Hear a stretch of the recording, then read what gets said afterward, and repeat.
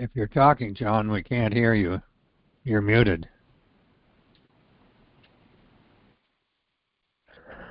Okay, thanks, Jan. I guess I was.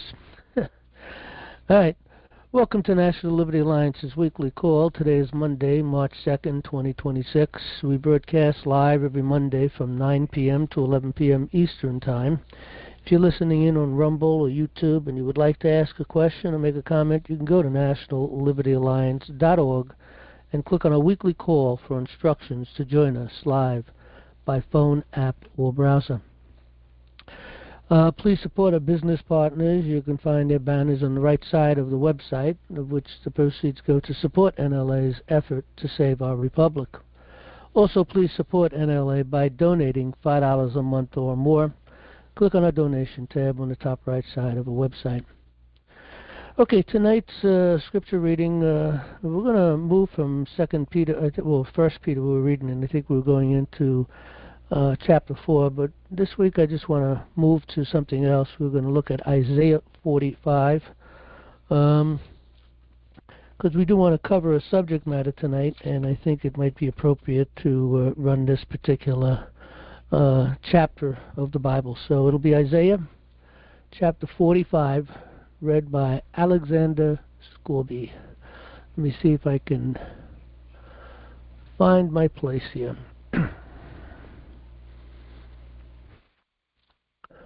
Yep, that's not the right one there. Okay.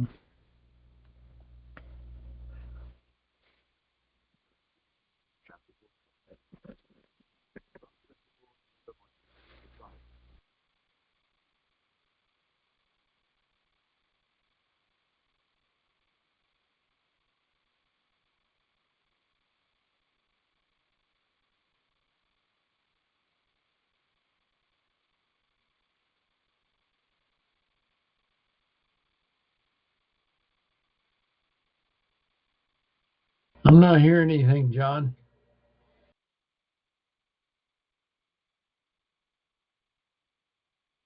All right, let me see what's going on here. Hang on a second. Okay, I guess I wasn't sharing.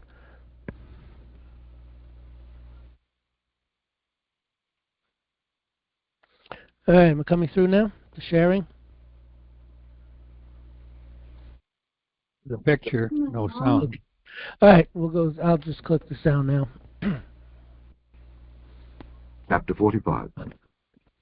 Thus saith the Lord to his anointed, to Cyrus, whose right hand I have holden, to subdue nations before him.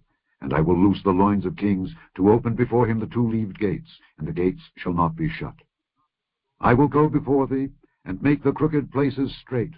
I will break in pieces the gates of brass, and cut in sunder the bars of iron. And I will give thee the treasures of darkness, and hidden riches of secret places, that thou mayest know that I, the Lord, which call thee by thy name, am the God of Israel. For Jacob my servant's sake, and Israel mine elect, I have even called thee by thy name. I have surnamed thee, though thou hast not known me. I am the Lord, and there is none else. There is no God beside me. I girded thee, though thou hast not known me, that they may know from the rising of the sun and from the west that there is none beside me. I am the Lord, and there is none else. I form the light and create darkness. I make peace and create evil. I, the Lord, do all these things. Drop down, ye heavens, from above, and let the skies pour down righteousness. Let the earth open, and let them bring forth salvation, and let righteousness spring up together. I, the Lord, have created it. Woe unto him that striveth with his Maker. Let the potsherd strive with the potsherds of the earth. Shall the clay say to him that fashioneth it, What makest thou? For thy work he hath no hands. Woe unto him that saith unto his father, What begettest thou? Or to the woman, What hast thou brought forth? Thus saith the Lord, the Holy One of Israel, and his Maker. Ask me of things to come concerning my sons, and concerning the work of my hands command ye me. I have made the earth, and created man upon it. I, even my hands, have stretched out the heavens, and all their host have I commanded. I have raised him up in righteousness, and I will direct all his ways. He shall build my city, and he shall let go my captives, not for price nor reward, saith the Lord of hosts. Thus saith the Lord, the labor of Egypt and merchandise of Ethiopia and of the Sabaeans, men of stature, shall come over unto thee, and they shall be thine. They shall come after thee. In chains they shall come over, and they shall fall down unto thee. They shall make supplication unto thee, saying, Surely God is in thee, and there is none else. There is no God. Verily, thou art a God that hidest thyself, O God of Israel, the Saviour. They shall be ashamed and also confounded, all of them. They shall go to confusion together that are makers of idols. But Israel shall be saved in the Lord with an everlasting salvation. Ye shall not be ashamed nor confounded, world without end. For thus saith the Lord that created the heavens, God himself that formed the earth and made it. He hath established it, he created it not in vain, he formed it to be inhabited. I am the Lord, and there is none else. I have not spoken in secret in a dark place of the earth. I said not unto the seed of Jacob, Seek ye me in vain. I, the Lord, speak righteousness. I declare things that are right. Assemble yourselves and come. Draw near together, ye that are escaped of the nations. They have no knowledge that set up the wood of their graven image, and pray unto a God that cannot save. Tell ye, and bring them near. Yea, let them take counsel together. Who hath declared this from ancient time? Who hath told it from that time? Have not I the Lord? And there is no God else beside me, a just God and a Saviour. There is none beside me. Look unto me, and be ye saved, all the ends of the earth. For I am God, and there is none else. I have sworn by myself. The word is gone out of my mouth in righteousness, and shall not return, that unto me every knee shall bow, every tongue shall swear. Surely, shall one say, in the Lord have I righteousness and strength. Even to him shall men come, and all that are incensed against him shall be ashamed. In the Lord shall all the seed of Israel be justified, and shall glory.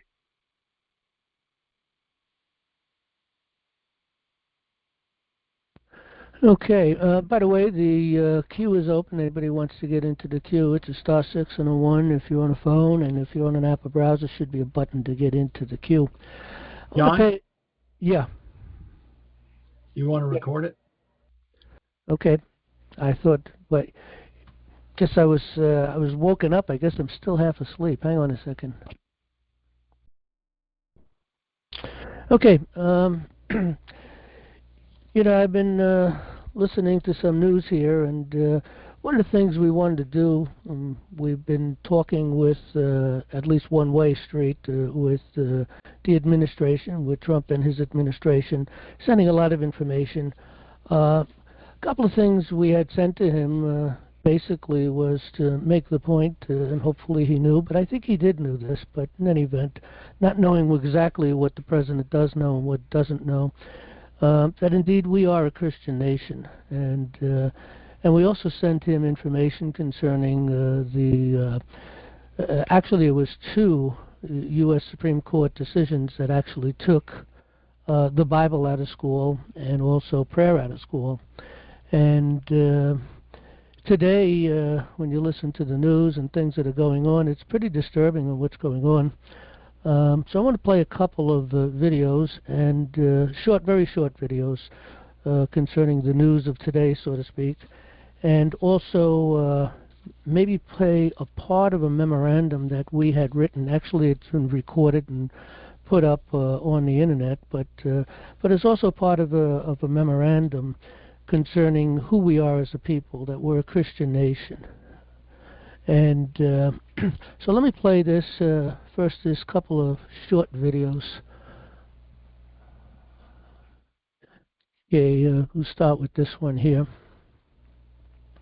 If there's going to be anything that takes this great country down, it'll be this. Play this clip, Rob. This is New York City, by the way. Go ahead. New York City. Okay? All right, so you can pause it right there. Now go do this in Yemen. Go do this in Jordan. Go do this in Iran. Bring thousands of Christians outside and pray and see what happens. Go out and do that. See what takes place there. If there's going to be anything that takes this great country. Okay, this is another video I picked up today. Again, it's pretty short. There are 300 to 400 mosques in New York City, the highest number of any U.S. metropolitan area. So why is this happening in Times Square? Sneeko. Look at this guy.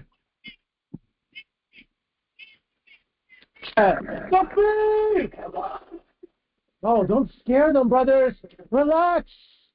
They're over here on purpose to be like, oh my God. Who's seen those videos where they're like, oh my God, the Muslims are taking over New York? Have you seen those? You've seen those? Let them know that we are taking over New York City. The peace! Oh my God. Oh yes, it's a show of force to dominate, to mark their territory. Interesting, Muslims are not supposed to pray on commonly used roads. Follow me on X for more updates. There are 300 to 400 mosques in New York City, the highest number of any U.S. metropolitan area. So why is this happening in Times Square? Sneeko. Look at this guy.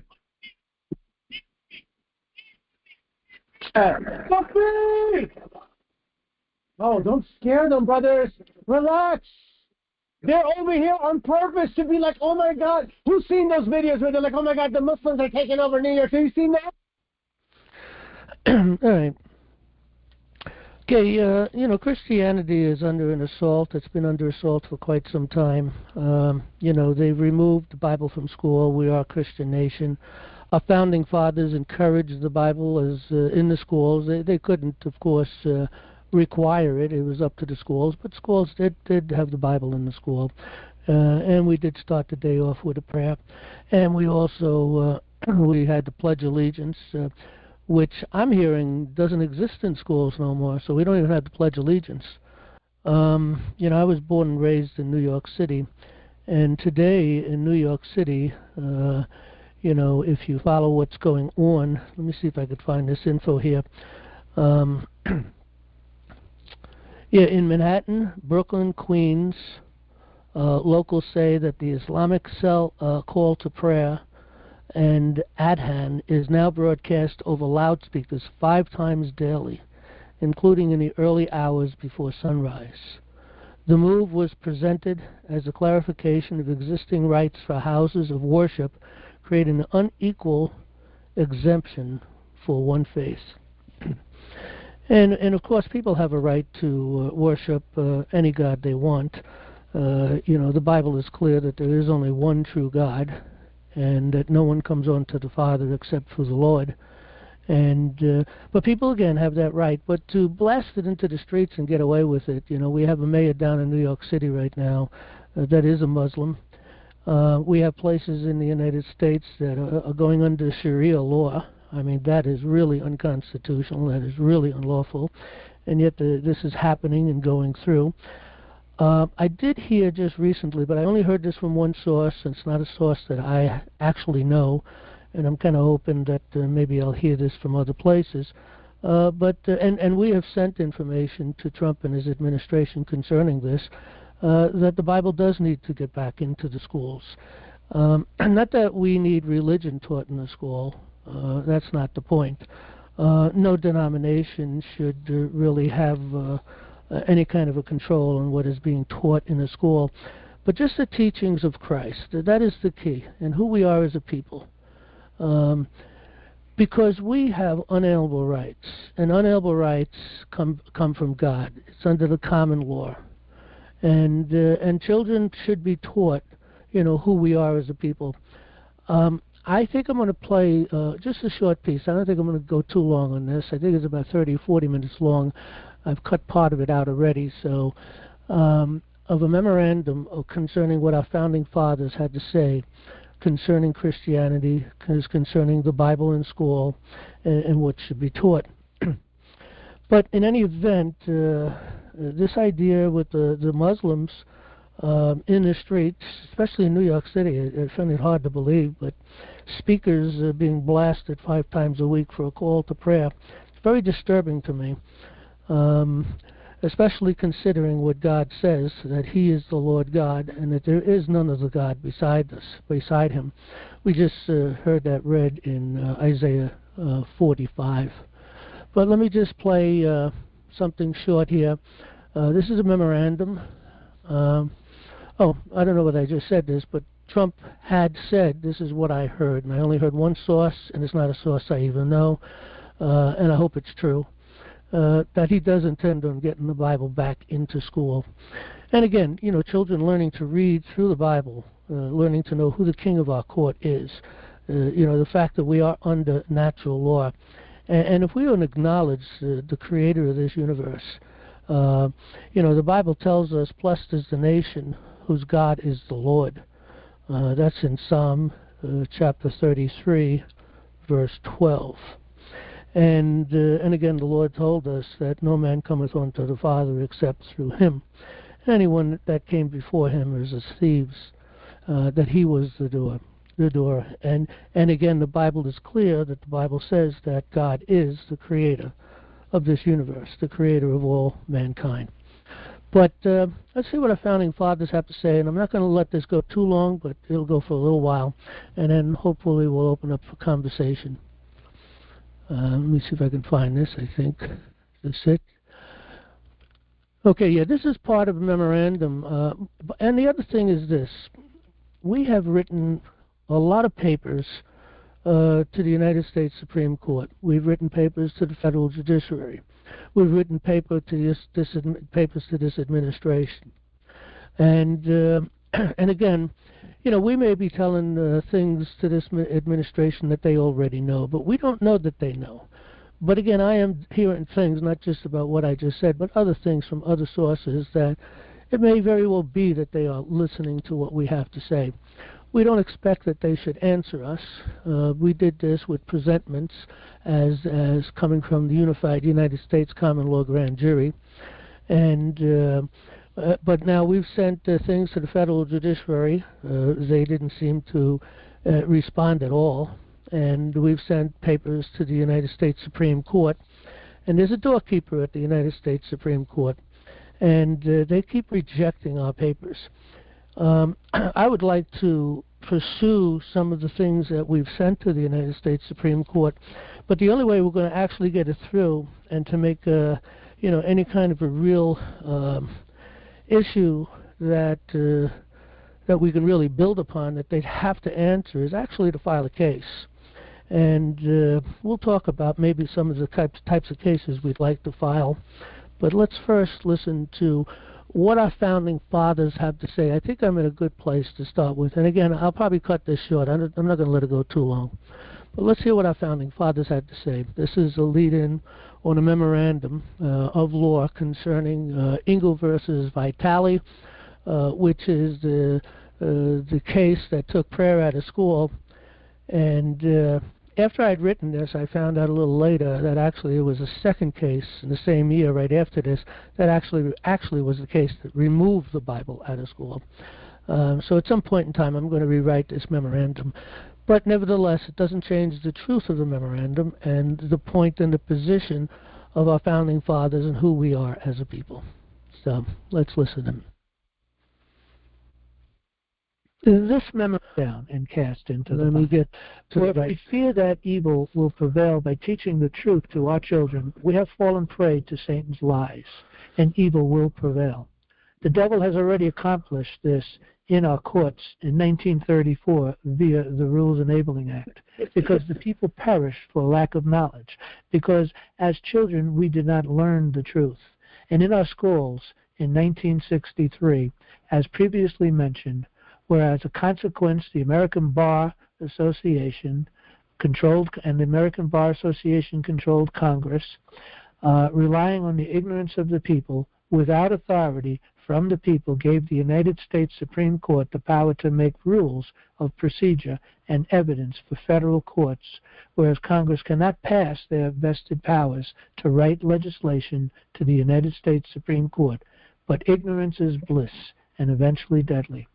On September 16, 1938, the United States Supreme Court justices, also steered by the Subversive American Bar Association, authored the Federal Rules of Civil Procedure, thereby enacting treasonous uniformed rules of procedure, particularly Rule 2, whereas the federal courts claim to have abrogated the common law and its rules, and thereby committed an act of treason, when they said, the Supreme Court enacted uniform rules of procedure for the federal courts.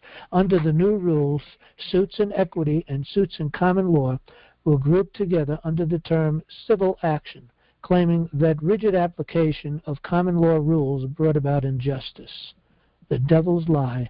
How can we be so blind? In conclusion of these matters, as long as we come to the Word with a bent knee, bringing God's Word untainted by church doctrines of men, do good and seek justice, we will do well and should not fear the gospel taught in schools. Which brings us to my reason for this memorandum. If we expect to receive the blessings of liberty through common law in our courts, we must teach it to our children and our children's children. We are on the safe grounds as long as we do not privately interpret the Gospels. No one can deny that many of our founding fathers of the United States of America were men of deep religious convictions, based in the Bible and their Christian faiths in Jesus Christ. Of the 56 men who signed the Declaration of Independence, nearly half held seminary or Bible school degrees. The following Christian quotes of the Founding Fathers will give an overview of their strong moral and spiritual convictions, which help form the foundation of our nation and our government.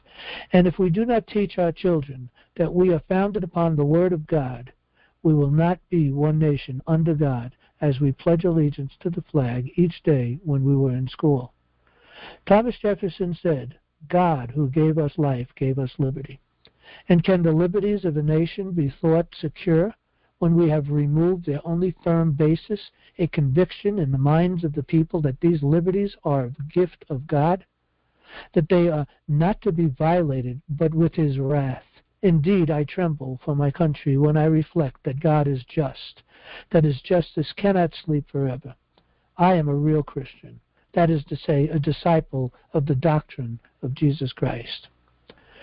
George Washington quotes, while we are zealously performing the duties of good citizens and soldiers, we certainly ought not to be inattentive to the higher duties of religion. To the distinguished character of patriot, it should be our highest glory to add the more distinguished character of Christian. The favorable smiles of heaven can never be expected on a nation that disregards the eternal rules of order and rights which heaven itself has ordained. I am sure that never was a people who had more reason to acknowledge a divine interpretation in their affairs than those of the United States. And I should be pained to believe that they have forgotten that agency which was so often manifested during our revolution, or that they failed to consider the omnipotence of that God who is alone able to protect them. Let it simply be asked, where is the security for prosperity, for reputation, for life, if the sense of religious obligation deserts the oaths, which are the instruments of investigation in the courts of justice? And let us with caution indulge the supposition that morality can be maintained without religion. Whatever may be conceded to the influence of refined education on minds of particular structure, reason, and experience, both forbid us to expect that national morality can prevail in exclusion of religious principles.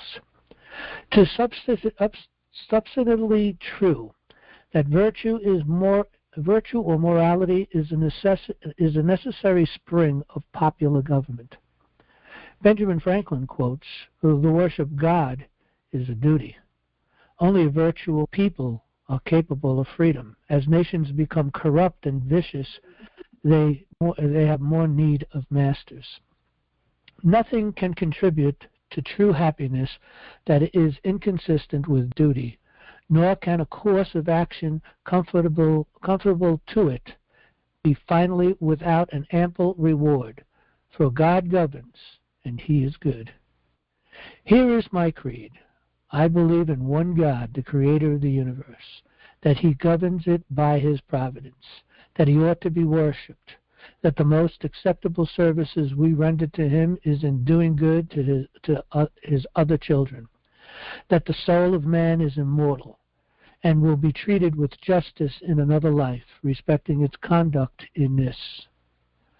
These I take to be the fundamental points in all sound religion, and I regard them as you do in whatever sect I meet with them.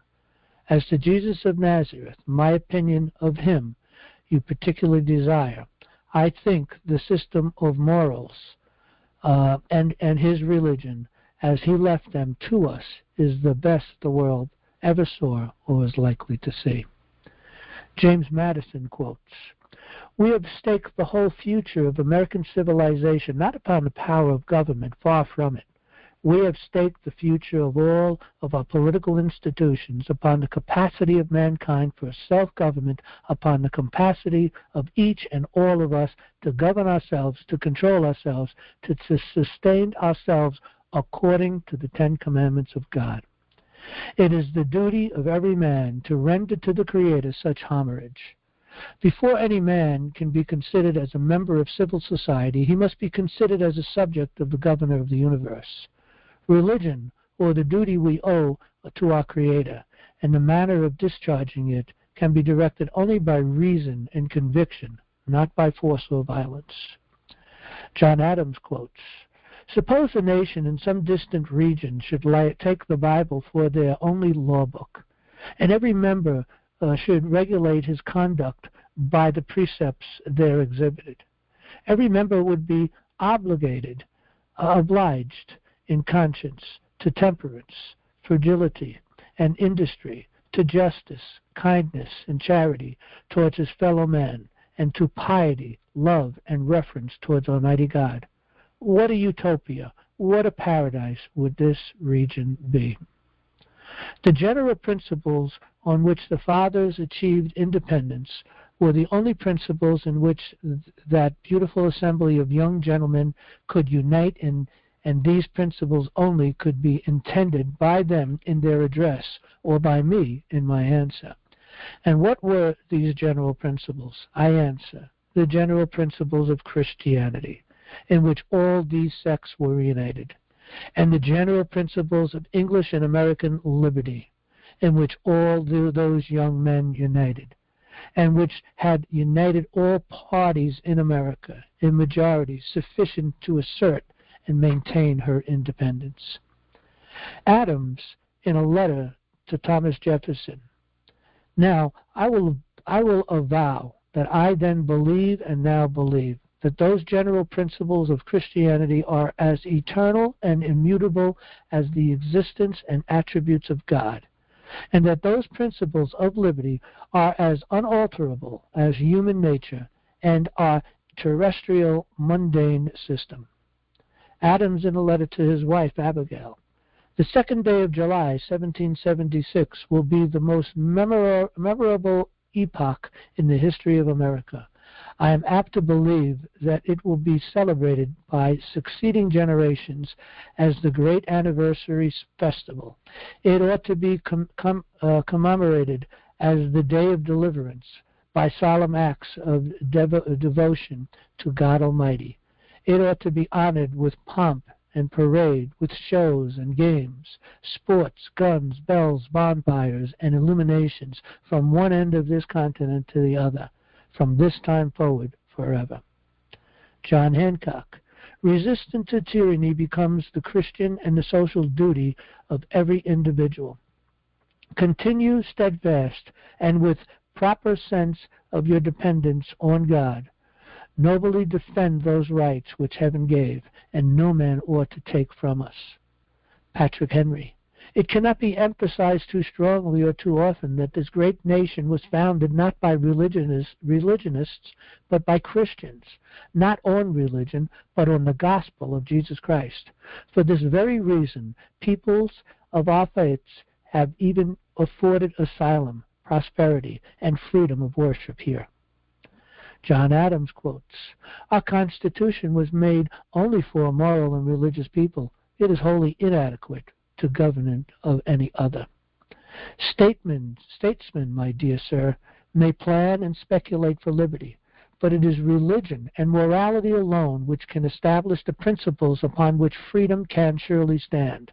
The only foundation of a free constitution is pure virtue.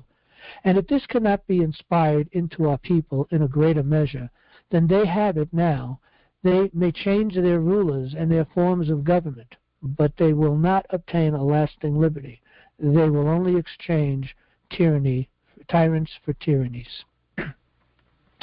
The safety and prosperity of nations ultimately and essentially depend on the protection and blessings of Almighty God. And the national acknowledgement of this truth is not only an indispensable duty which the people owe to him, but a duty whose natural influence is favorable to the promotion of that morality and piety, without which social happiness cannot exist, nor the blessings of a free government be enjoyed. George Madison, "Every master of slaves is born a petty tyrant. They bring the judgment of heaven upon a country. As nations cannot be rewarded or punished in the next world, they must be in this. By an inevitable chain of causes and effects, Providence punishes nations' sins by national calamities." Noah Webster, father of American scholarship and education, quotes, "No truth is more evident to my mind than that the Christian religion must be the basis of any government intended to secure the rights and privileges of a free people. In my view, the Christian religion is the most important and one of the first things in which all children under a free government ought to be instructed. No truth is more evident to my mind than that the Christian religion must be the basis of any government intended to secure the rights and privileges of a free people." The brief exposition of the Constitution of the United States will unfold to young persons the principles of a Republican government, and it is the sincere desire of the writer that our citizens should early understand that the genuine source of correct Republican principles is the Bible, particularly the New Testament, or the Christian religion.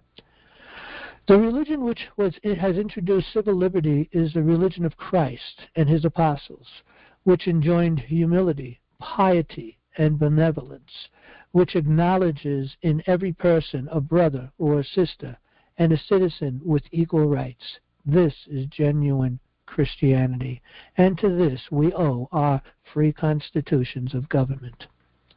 When you become entitled to exercise the right of voting for public offices, let it be impressed on your mind that the preservation of a Republican God commands you to choose the rulers, just men who will rule in the fear of God. Governments depend on the faithful discharge of this duty. If the citizens neglect their duty and place unprincipled men in office, the government will soon be corrupted. Laws will be made not for the public good so much as for the selfish or local purpose. President Lincoln spoke of his assassination to French-Canadian ex-priest Charles Chinquoy. "You are not the first to warn me against the dangers of assassination.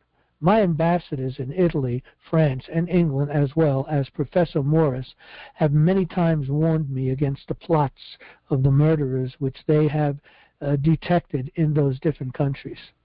But I see no other safeguard against those murderers but to be always ready to die, as Christ advises it. As we must all die sooner or later, it makes very little difference to me whether I die from a dagger plunged through my heart or from an inflammation of my lungs. Let me tell you, I have already read the passage in the Old Testament which had made a profound and I hope a solitary impression on me.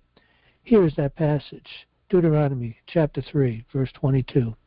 "You shall not fear them, from the Lord your God, he shall fight for you. And I besought the Lord at that time, saying, O Lord God, thou hast begun to slew thy servants, thy servant, thy greatness and thy mighty hand. For what God is there in heaven or in earth that can do according to thy words and according to thy might? I pray thee, let me go over and see the good land that is beyond Jordan, that godly mountain and Lebanon. But the Lord was wroth with me for your sakes, and would not hear me. And the Lord said unto me, Let it suffice thee, speak no more unto me of this matter. Get thee up into the top of Pisgah, and lift up thine eyes westward, and northward, and southward, and eastward, and behold it with thine eyes, for thou shalt not go over this Jordan. After the President had read these words with great solemnity, he added, My dear Father Chikakwa, let me tell you that I have read these strange and beautiful verses several times these last 5 or 6 weeks. The more I read them, the more it seems to me that God has written them from me as well as Moses. Has he not taken me from my poor log cabin by the hand, as he did Moses in the reeds in the Nile, to put me in head of the greatest nation, the greatest and the most blessed of modern nations, just as he put that prophet at the head of the most blessed nations of ancient times?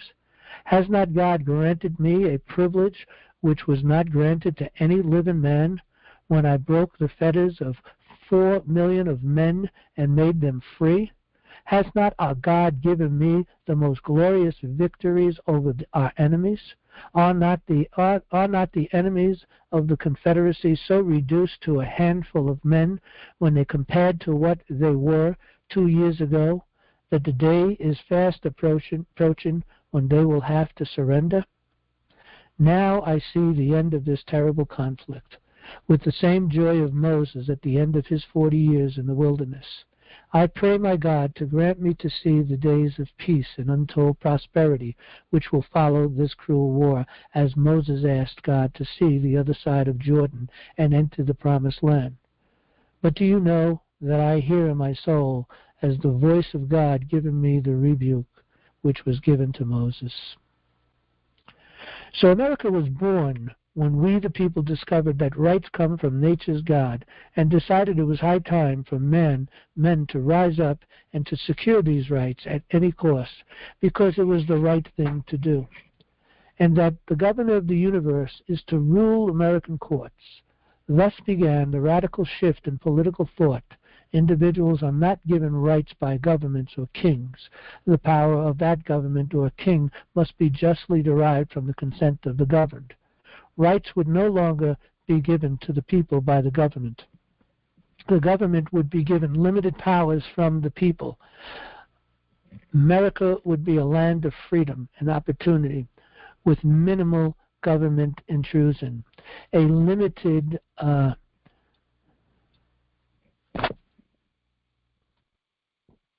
central government that would simply protect the people and maintain a safe environment for them to pursue happiness in any way they saw fit.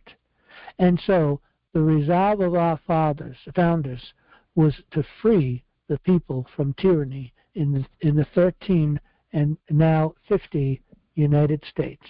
And through that accomplishment, free the people of the world. And by the mercy of God, this could still be possible if we acknowledge the King and ask, as in Matthew 7:7, and he will answer, for he promised that whoso looketh into the perfect law of liberty and continueth therein, he being not a forgetful hearer, but a doer of the work, this man shall be blessed in his deeds. James 1:25.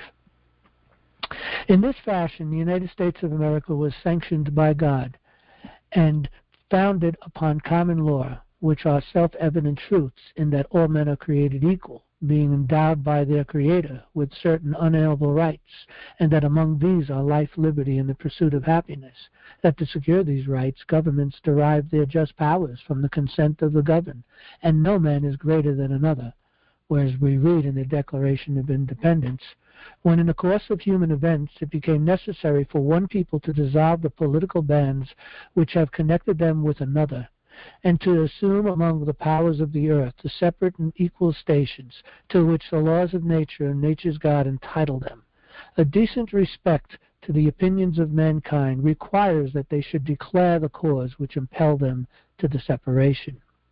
We hold these truths to be self-evident, that all men are created equal, that they are endowed by their Creator with certain unalienable rights, that among these are life, liberty, and the pursuit of happiness, that to secure these rights governments are instituted among men, deriving their just powers from the consent of the governed, that whenever any form of government becomes destructive to these ends, it is the right of the people to alter or to abolish it and to institute new government, laying its foundations on such principles and organizing its powers in such form as to them shall seem most likely to affect their safety and happiness. Prudence indeed will dictate that governments long established should not be changed for light and transient causes, and accordingly all experience hath shown that mankind are more disposed to suffer while evils are sufferable than to right themselves by abolishing the forms to which they are accustomed. But when a long train of abuses and usurpations pursuing invariably the same object evinces a design to reduce them under absolute despotism, it is their right, it is their duty to throw off such government and to provide new gods for their future security. The United States, the new Israel. Our founding fathers used biblical metaphors and word pictures to describe the new land. On July 4, 1776, the Continental Congress instructed Benjamin Franklin, Thomas Jefferson, and John Adams to design a seal for the United States. Jefferson was more ambitious and proposed a design for both sides of the seal. Jefferson wanted the illustration of the Israelis' exodus out of slavery and bondage from Egypt for the institution of slavery. In Virginia, the emancipation of slaves was illegal, and he refused to sell his slaves.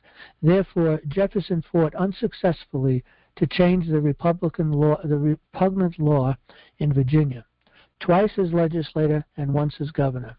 In his draft of the Declaration of Independence submitted to the Continental Congress, he listed one of the crimes of the king as forcing the institution of slavery on the colonies in America.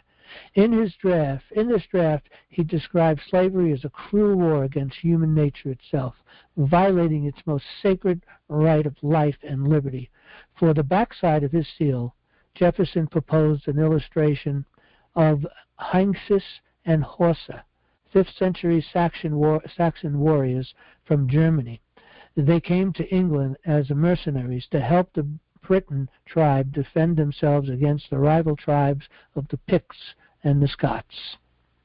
Franklin had a similar idea to Jefferson and wanted to illustrate scenes from Exodus of the Israelites. The seal would show Benjamin Franklin's design portraying Moses parting the Red Sea, with Pharaoh and his chariots being overwhelmed by the waters, with the motto, "Rebellion to tyrants is obedience to God." Thomas Jefferson became so enamored with this motto, he incorporated it into his own personal seal design. Let us hear the conclusion of this matter. Common law is our heritage. Liberty is our inheritance. We, the people, have been lulled asleep. We have been robbed and persuaded to sell our birthright. While it is true that there can be no religious test for people to participate in government or for people to partake in the blessings of liberty, government is to secure that liberty, not suppress it. Likewise, government is not to acknowledge or require one religion, denominations over another. The duty of government is to secure freedom of religion and not freedom from religion. The lifting up by our government one denomination or another is forbidden by the First Amendment, in that Congress shall make no law. But the acknowledgement of the only one true God of the Bible, Jesus Christ, being his expressed image, is also essential in that it must be taught to our children. without which there can be no liberty. There would be no America.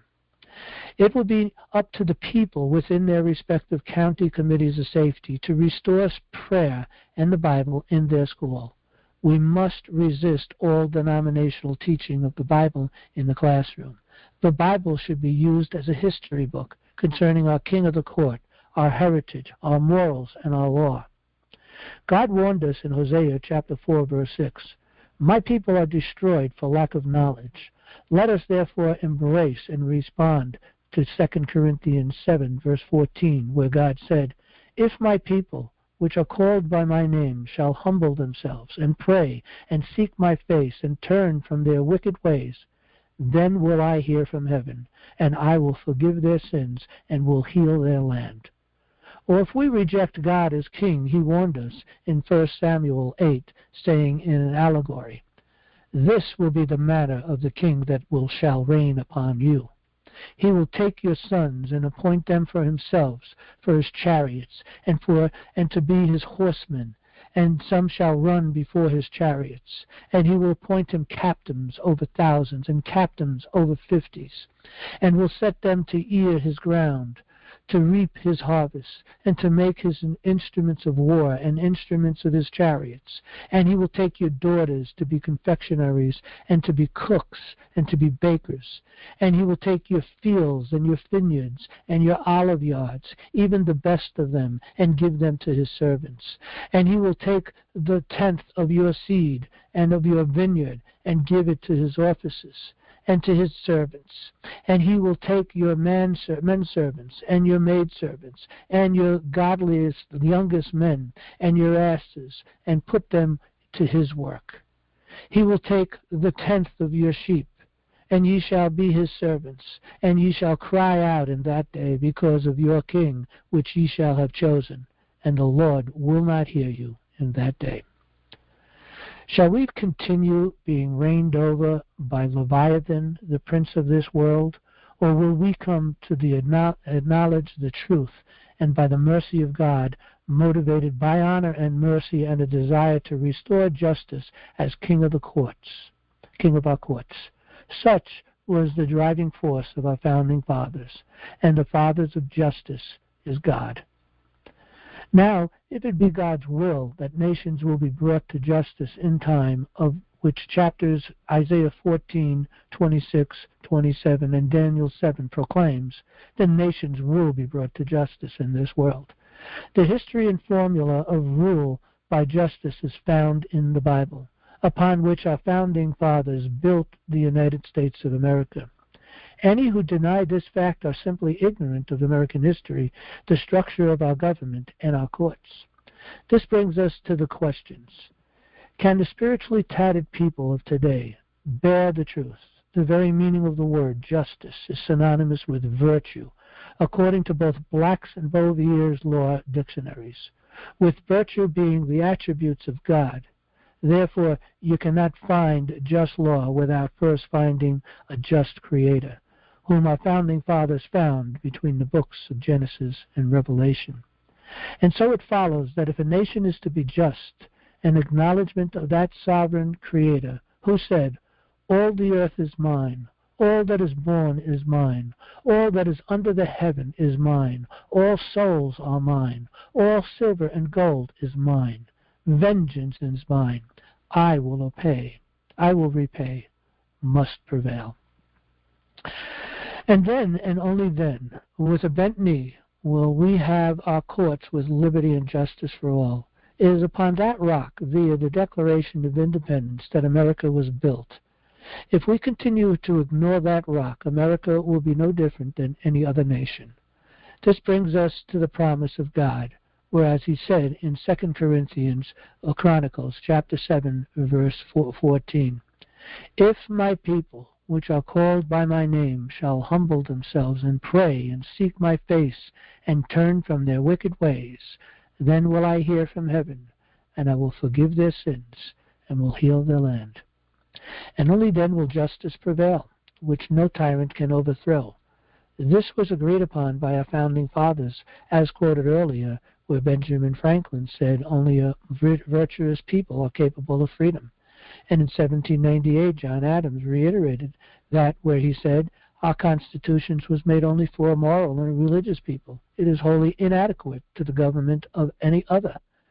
America will only be as just as their courts.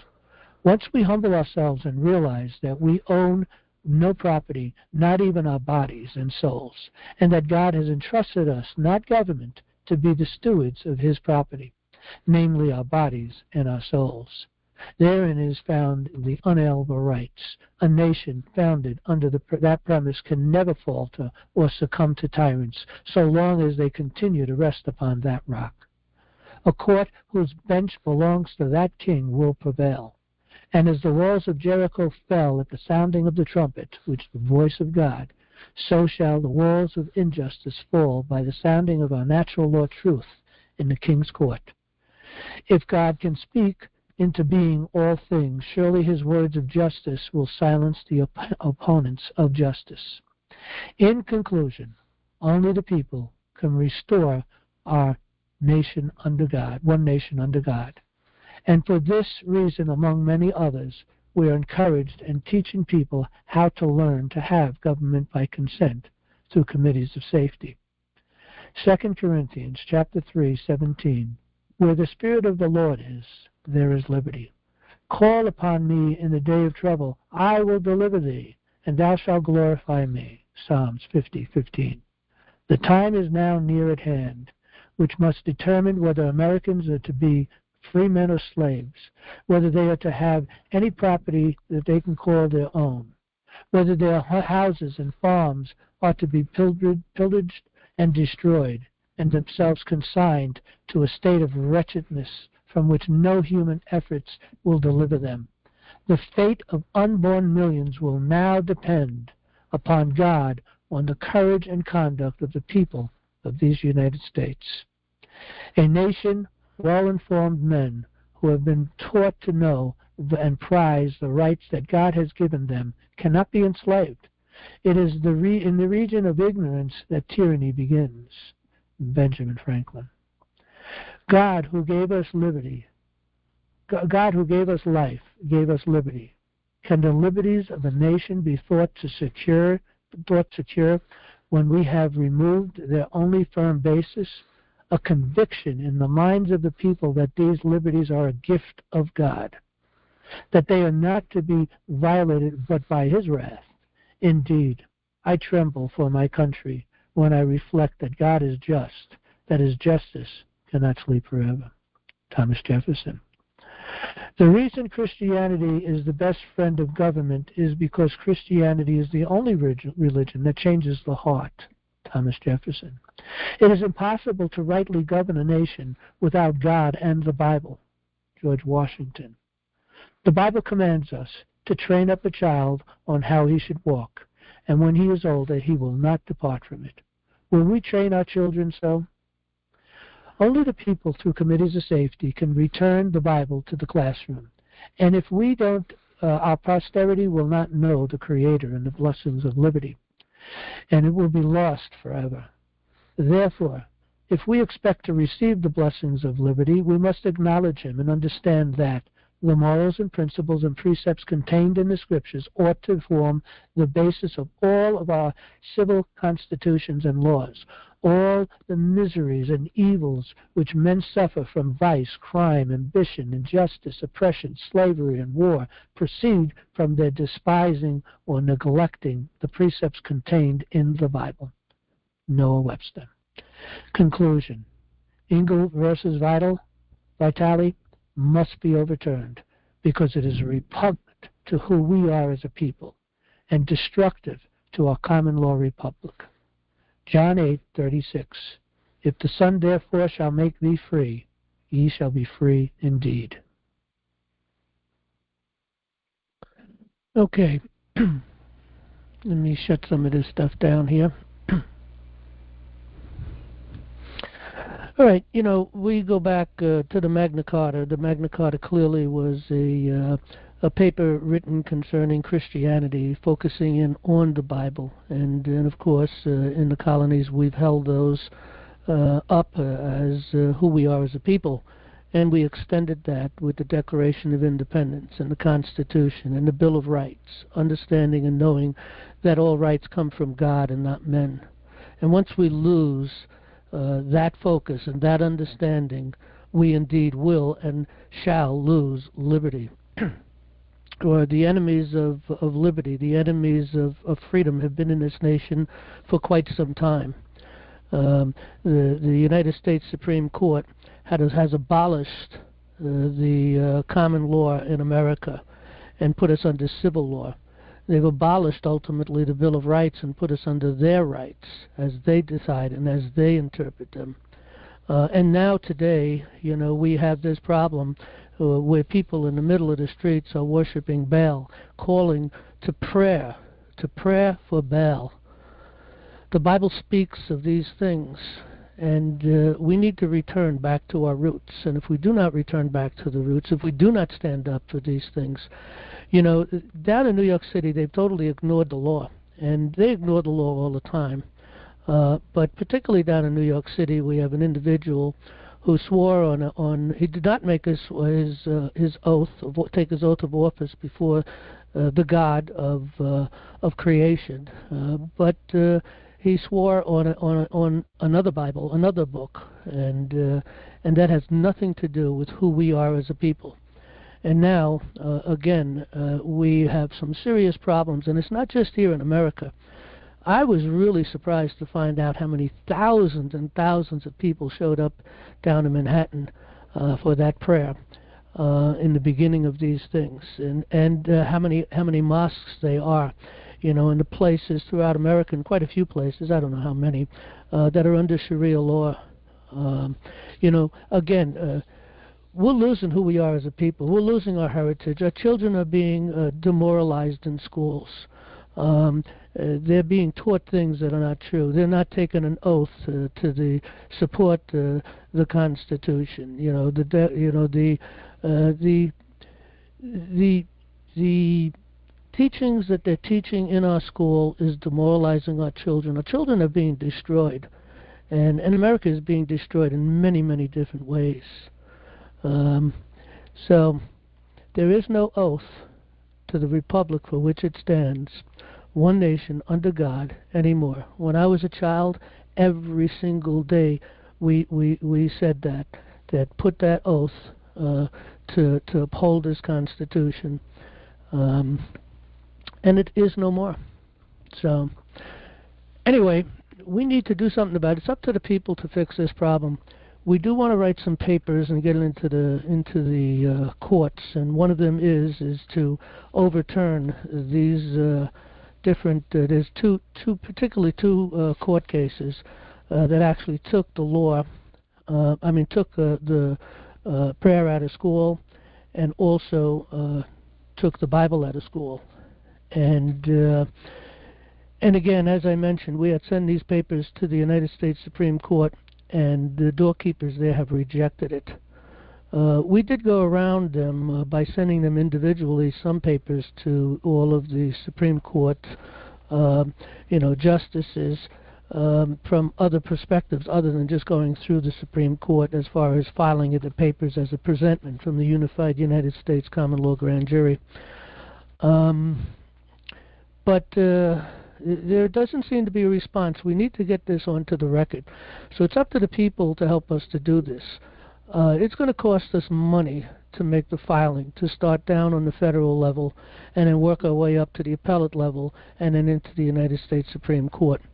And if it is true that President Trump is and has made a statement that he wants to see the Bible get back into school, then the timing for us doing this is right now.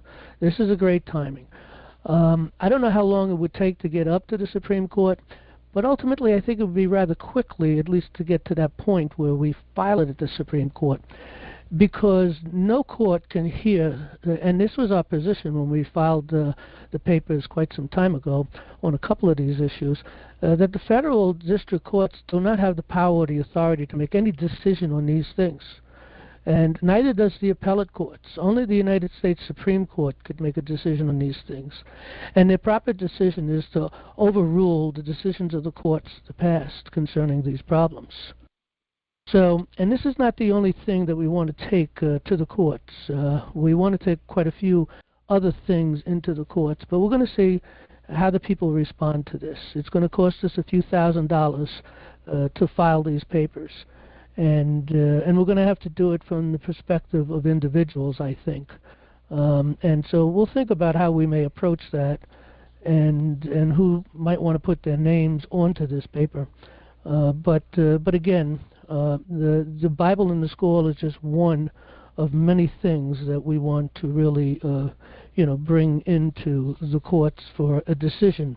We also, and we had sent papers to the Supreme Court also on this Rules Enabling Act, which abrogated the common law. They had no power or authority to make that decision. They had no power or authority to remove the original rules of the court, because the original rules of the court were the rules of nature's God. And again, we go back to the Bible for that conclusions and for our rights. God said that He wrote His laws into our hearts, so we know right from wrong. Common law is no more different than common sense with an eye on justice. It doesn't get any more difficult than that. There are no statutes. It's just a common sense, that which is right and just, and that it is the decision. So anyway, let me just, I sent a couple of emails out, but they didn't seem to go through. Jan, are any of our emails going out? I know you sent one on Sunday, I think. I haven't seen it, but I didn't check my mail this evening. Did it ever finally go out? Or I sent it out on Saturday, John, and I have not received a copy of it yet, and I have no indication that anybody else has either. Okay, well, I went up on, you had sent me a link where I was able to go up to see the mailing, the last mailing that had gone out. And there was a log there also. It was like 46 pages to cover all of the individuals, about 12,000 individuals that mail should have went out with. And so I copied that, and I copied the log, and I sent that to those people who are responsible for that. And trying to think, what was the name of that organization? That group. It's slipping my mind. I can't think of it. Something grid. Terry, grid? What is it? Ascend Grid, I think it is. You're right. I think that's it. Yeah, so that's where our problem is. And that's the other thing. Our website has not been upgraded in quite some time. We're on Drupal 7, and that's no longer covered, and we should be on Drupal 12. And how we got here is another story, that it hasn't been upgraded in all these years. And it's going to cost quite a bit of money to upgrade. We'll talk about that maybe in the coming weeks. We're going to see if we can get some money up. I spoke to some people that could upgrade our website. My fear, because we are having problems, my fear is at some point this website's going to be, not be able to just continue. So we do need to upgrade it or do something. Speaking with the technical people in order to bring this up, and as a matter of fact, Jan, I spoke with Carl. They told me that it would be about 60 hours worth of work, and Carl said that would be real low. He thought it would be more than that.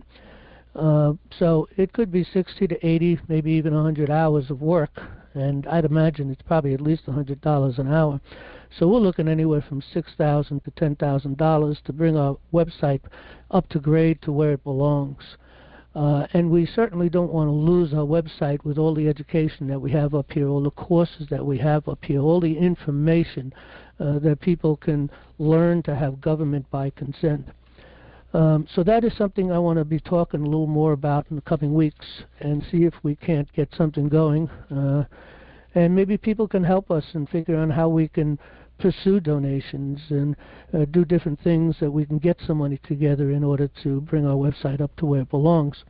But right now, I'd like to encourage people to really get involved. I had sent a couple of emails out, and they never went out. And once we get the email problem straightened out, I'll send this message out again. But I'm just going to read a little bit of this, and then hopefully we'll get some conversation about this. But in one of the emails I was sending out, I wrote this. I'm just going to read a few parts of it. I'm not going to read the whole thing, and it's not all that long anyway. But we have 12,000 members, and about 4,000 members have signed up for our free courses. That's the statistics I found on our website. Of these members, only a handful of members are supporting our work by becoming a premier member, thereby giving us $5 a month or more. That's just giving up a cup of coffee and a donut once a month. You know, I've been asking for money over the past month or two because we do have some problems. Things have gotten more expensive. We got bills to pay, and we do want to start getting some papers into the courts. But we can't do it without the people's help. You know, if 12,000 people gave us, which I don't expect will ever happen, but 12,000 people gave us $5 a month, that's a huge amount of money. What is that? 5, 10... That's quite a bit of money. I'd have to think about that, on how much that would be. So, I mean, 5 times 12 alone, okay, is 60. It's $60,000 a month, if my math is right. That's a lot of money. Now, I don't expect that to happen. But if we can get 4,000 people, which 4,000 people are taking our courses, some of which who have become premier members, but if 4,000 people taking our courses would give us $5 a month, we'd be looking at $20,000 a month. $20,000 a month would take care of our website, bringing it back up to where it belongs.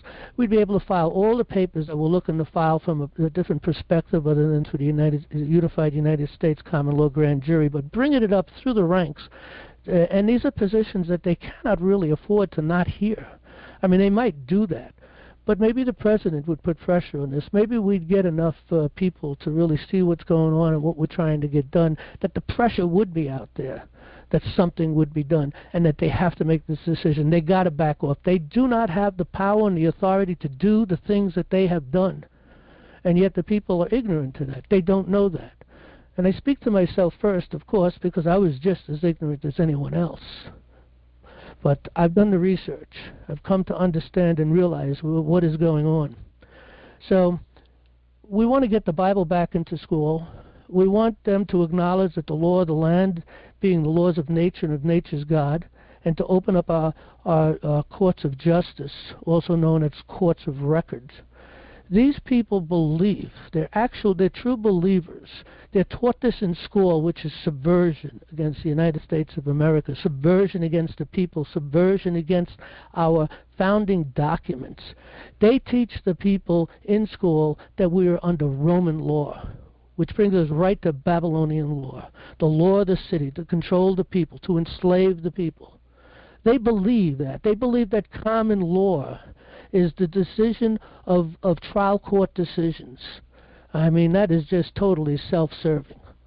They believe that the United States was fashioned under Rome, when our founding fathers are clear we were fashioned under Israel, and that we are under the laws of God, the laws of nature's God. So we need to do a paper on that. We need to do a paper on Article 4, Section 4, requiring that all three branches is to guarantee every state in this union a Republican form of government. We are not a democracy. Our founding fathers were crystal clear. You won't find anything concerning democracy in any of our founding papers. It's the Republic. That's one nation under God, and it's the Republic that flag represents. And it's a Republican form of government. And that Republican form of government is very unique. You know, there are about 200 republics in the world, if I remember correctly. It's quite a few. But there's about 200 republics in the world, but only one republic that is under the laws of nature and of nature's God, and that is the United States of America. And they have destroyed this. You know, these people are atheists. They're haters of Christianity, in my opinion. Even though they walk around with a Bible and make certain claims, they do that which is evil and not that which is right. We also have to really push forward on the Second Amendment. I mean, we've been futzing around with the Second Amendment for quite some time. The United States Supreme Court just made a ruling, and it was a good ruling. Okay, you know, when you get stopped in a vehicle in certain states, if you are asked if you have a weapon in the car, I live in one of those certain states, I must answer yes if I have a weapon in the car. And that seems to give a lot of these people the opportunity to search our vehicles. Now, the United States Supreme Court only a few days ago ruled recently, thank God, that if you do have a weapon in your car or on your person and you're stopped by a police officer and they ask you if you have a weapon and you acknowledge the fact that you have a weapon and make note of the fact that you have a permit and show that permit, that does not give them the opportunity to search your car or to think anything is illegal that's going on with whatever it is that they think might be happening. We also, our First Amendment right to redress. The right to redress our government has never been acknowledged. Robert Schultz spent a lot of time and a lot of money putting things together to bring up redress. He spent, let me think how many years. I think he started in 1999. By the time he got his paperwork and everything together, filing with the courts, they've denied him. He did the Third Continental Congress. We submitted that onto the record, and I think he completed that. I think, if I recall, it was 2008. So he spent 9 years working his way up, pursuing this right to redress of grievances, which the courts have denied him, and he was doing it on behalf of the people. His organization was called We the People, and they denied him, and they denied all of us. They've denied us. We have to bring this to the United States Supreme Court and demand that we have justice. I was glad to hear that Trump was talking about some of these Supreme Court justices who don't belong into these courts. They are making rulings, or I don't know where they're getting some of these rulings from. They look outside of the Constitution. They look into other laws outside the law of our land. And we, the people, allow this to continue. And only the people can bring this back. We need to build our committees of safety. We need to take control of government from our local, from the grassroots level. We need to take back our courts. We need to bring back the king of our courts and bring back courts of record where no judge is allowed. Only the people are allowed in a court of record. Only the people get to decide. Not only do they get to decide the facts of the case, they get to decide the law of the case. And not only do they get to decide the facts and the law of the case, they get to decide what the penalty might be, with an eye on restitution, and not on fines that puts the money into the pockets of the government and back into whoever they're sending this money. Sometimes I think Somalis, they don't have enough money, so they keep taking more and more away from us. Of course, it's not just that group of people. It's a lot of people. America needs to wake up. Let's see what else.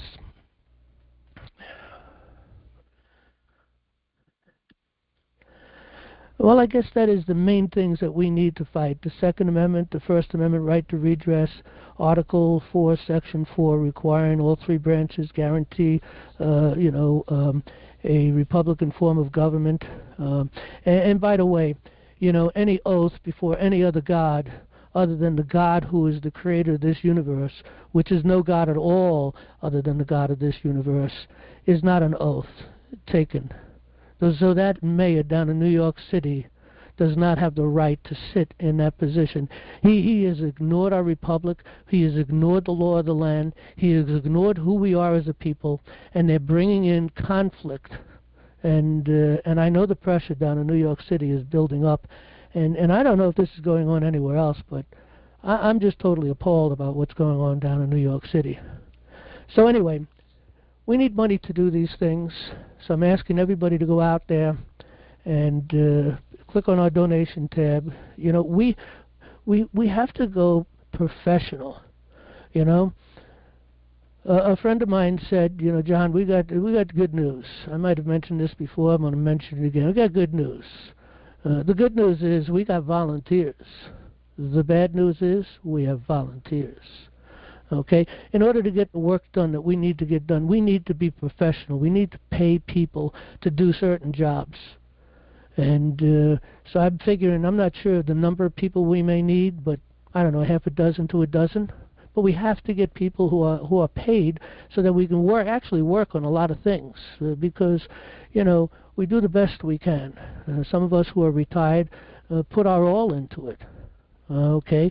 But, you know, we need support of everybody. If you believe in what we're doing, if you appreciate the education you're getting from National Liberty Alliance, if you want to see it to continue, and by the way, if the site does go down, I'm not anticipating that it's going to go down anytime soon, but who knows, because we're so far behind.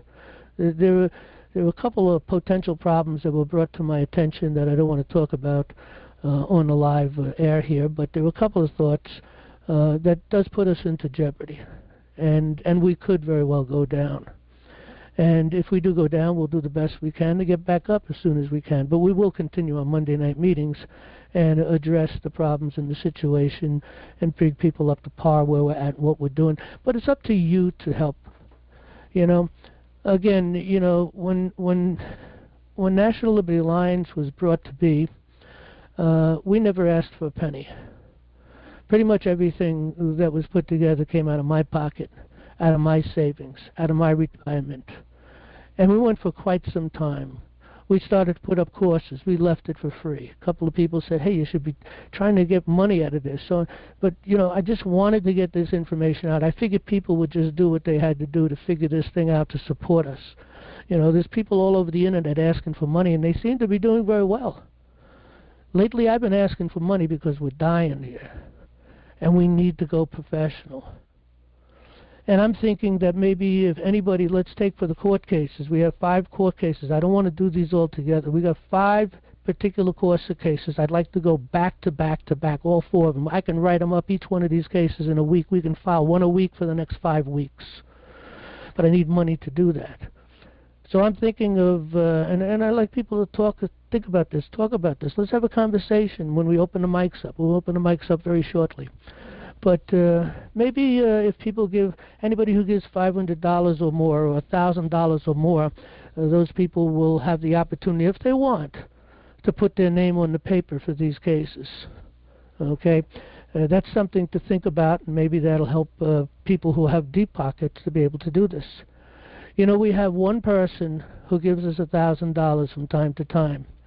And it always seems to come in at the right time when we're just about at the last dollar, so to speak, and, you know, concerned about maybe not being able to pay some of the bills, and this person has shown up often to do this. And recently, I think a new member, someone gave us $1,000, and that is very much appreciated. But we also appreciate the people who give the $5. You know, I believe in the widow's mite. You know, that $5 by enough people, you know, that's a very stable income. You know, you can never always, if you're only supported by a few people, you know, those few people can stop payment at any time and everything, you know, sort of falls apart. But, if you got 1,000, 2,000, 3,000 people giving $5 or $10 a month, that's stable money. And that's a paycheck for people who are willing to put in 40-plus hours a week to do what they have to do to get these things done. We have to make communications to the people who are building committees of safety. We have to, work with them. We have to communicate more with them. We have to encourage them to get educated and assist them in any way we can without telling them what to do. We've set everything together. We've created the framework that people need to have in order to do what they need to do to take this nation back from the grassroots level. But we'll never give people the command, do this or do that.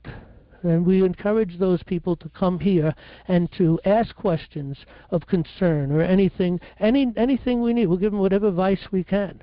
And if we don't have the answers, we will find the answer. But this can't be done by 1 or 2 people or a handful of people. It can only be done by the whole. And so, again, I hate asking for money. I really, really hate.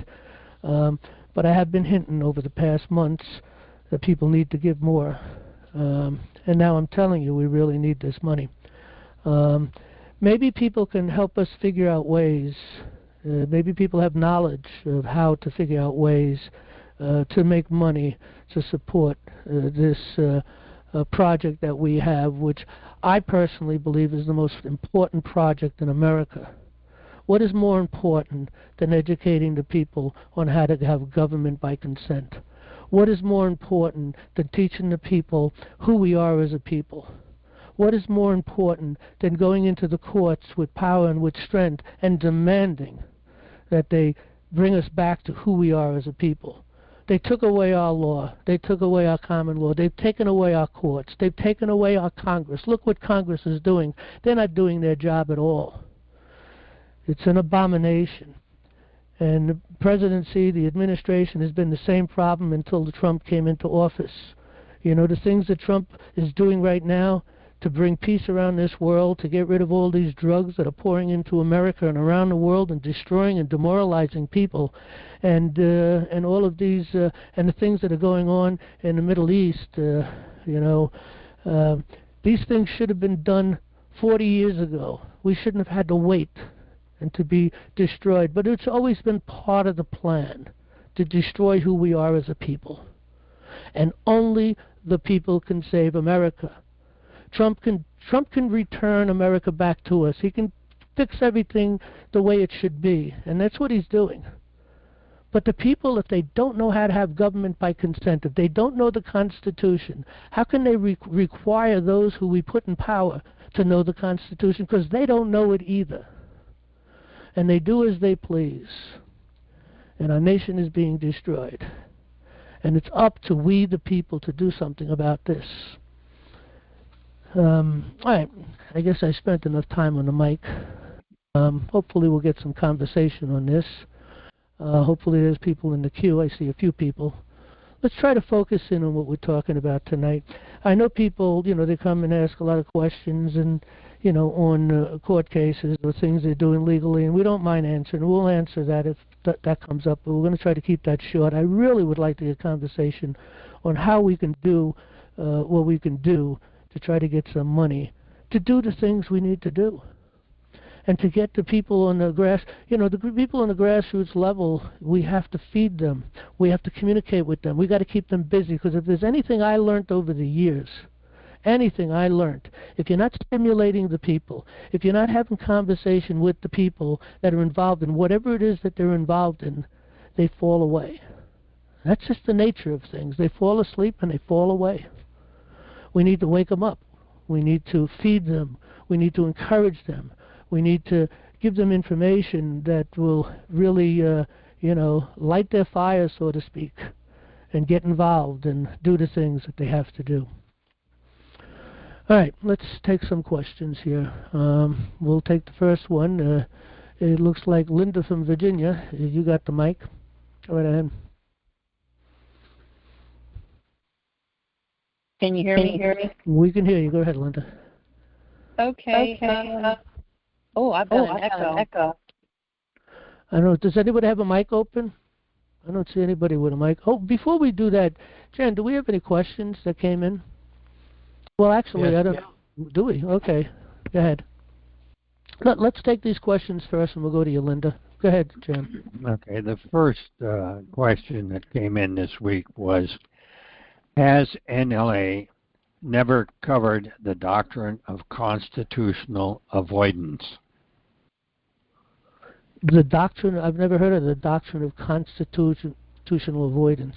Well, it's what the Supreme Court does, per one of the justices stated back in the 1800s, late 1800s. When a case is submitted to them to process, the first thing they do before they turn a page to research the case, or the questions and issues involved, is they look to see if they can find some picayune little thing to toss it back to a lower court, and if they can, then they just don't bother to judge on it. They send it back to a lower court, so they avoid doing what was actually requested of them. Mm-hmm. And they've been doing that ever since, which to me is not good. Right.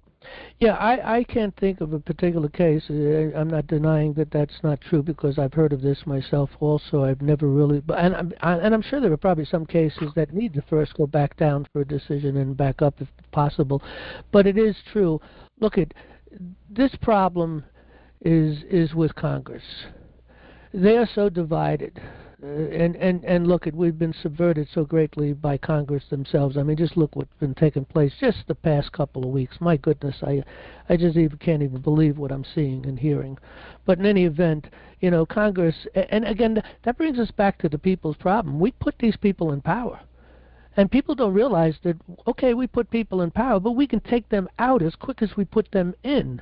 But you can only do that with committees of safety. You have to have people in the county involved, and you don't need many, 50 to 100 people involved, and you'll get a lot more than that once once people start to realize that what's going on and the power and the authority and the good work that the people are doing within the county. You'll get a lot more than that pretty quickly. But 50 to 100 people is about what it takes to really, and in a lot of small counties, it wouldn't even take that many, to take control of local government, take control of government that we send into on the national side, on the U.S. side, in order to represent us in Congress.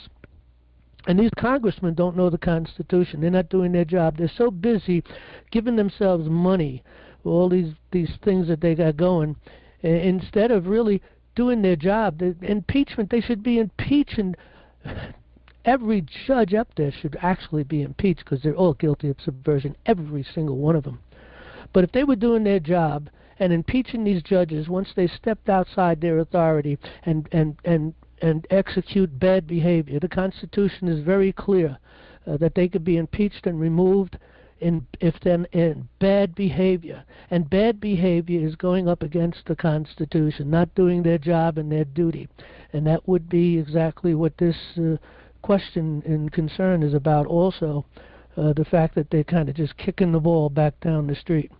So it's something we'll look a little more into. Maybe we can do a little research on some cases and make a point concerning those cases. But really, the point concerning those cases would need to be addressed to, because it's not going to do anything going to them. It needs to be addressed to Congress. But it's not going to be doing any good to them either until we start pulling these people out of office. Let me tell you, just about every Democrat up there in Congress should be removed. And the people can remove them all and require people that'll come in and acknowledge and obey the Constitution. And I've said this before, I'll say it again, 80%, probably maybe even 90%, but most everything they're doing is unlawful. Okay? They do all these laws and different things, spend our money like crazy, and people are suffering. But anyway, we'll see what we can do. We'll look a little further into that. What else you got, Jan? The next one is I am mailing an affidavit of fact with the 21-day rebuttal window to the respondent. If the 21 days pass without rebuttal, should I follow up with a notice of default or just automatically seek a judgment? Well, no, first you're going to want to go to a default. I'd give them 30 days with a few extra days grace on top of that because you got to figure moving through the mail. But yeah, follow up with the default, and then summary judgment would be in order. Would I be able to obtain a default judgment from a local magistrate, or must I go to a higher court? Additionally, would it be advisable to seek a declaratory judgment, locking out any ability for the respondent or opposing party to act against me in the future? Well, a declaratory judgment is, it depends on the case, how it's written, what's put together, what you're looking to do.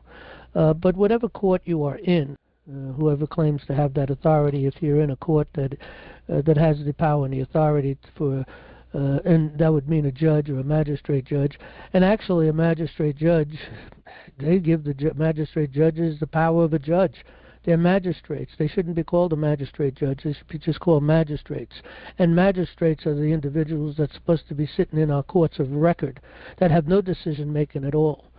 The only thing they're there for is to really kind of keep the court case moving, like a traffic cop, and then to exercise the will of the jury and hand it off to the to the sheriff for execution for whatever that might be. But this whole world is turned upside down. And, and summary judgments also ultimately are not lawful unless it's so overwhelming. Or if it's a default, okay, then it's acceptable. If the people just don't respond, it's acceptable because then they acquiesced. And if they acquiesced, then that's a default, and that's it.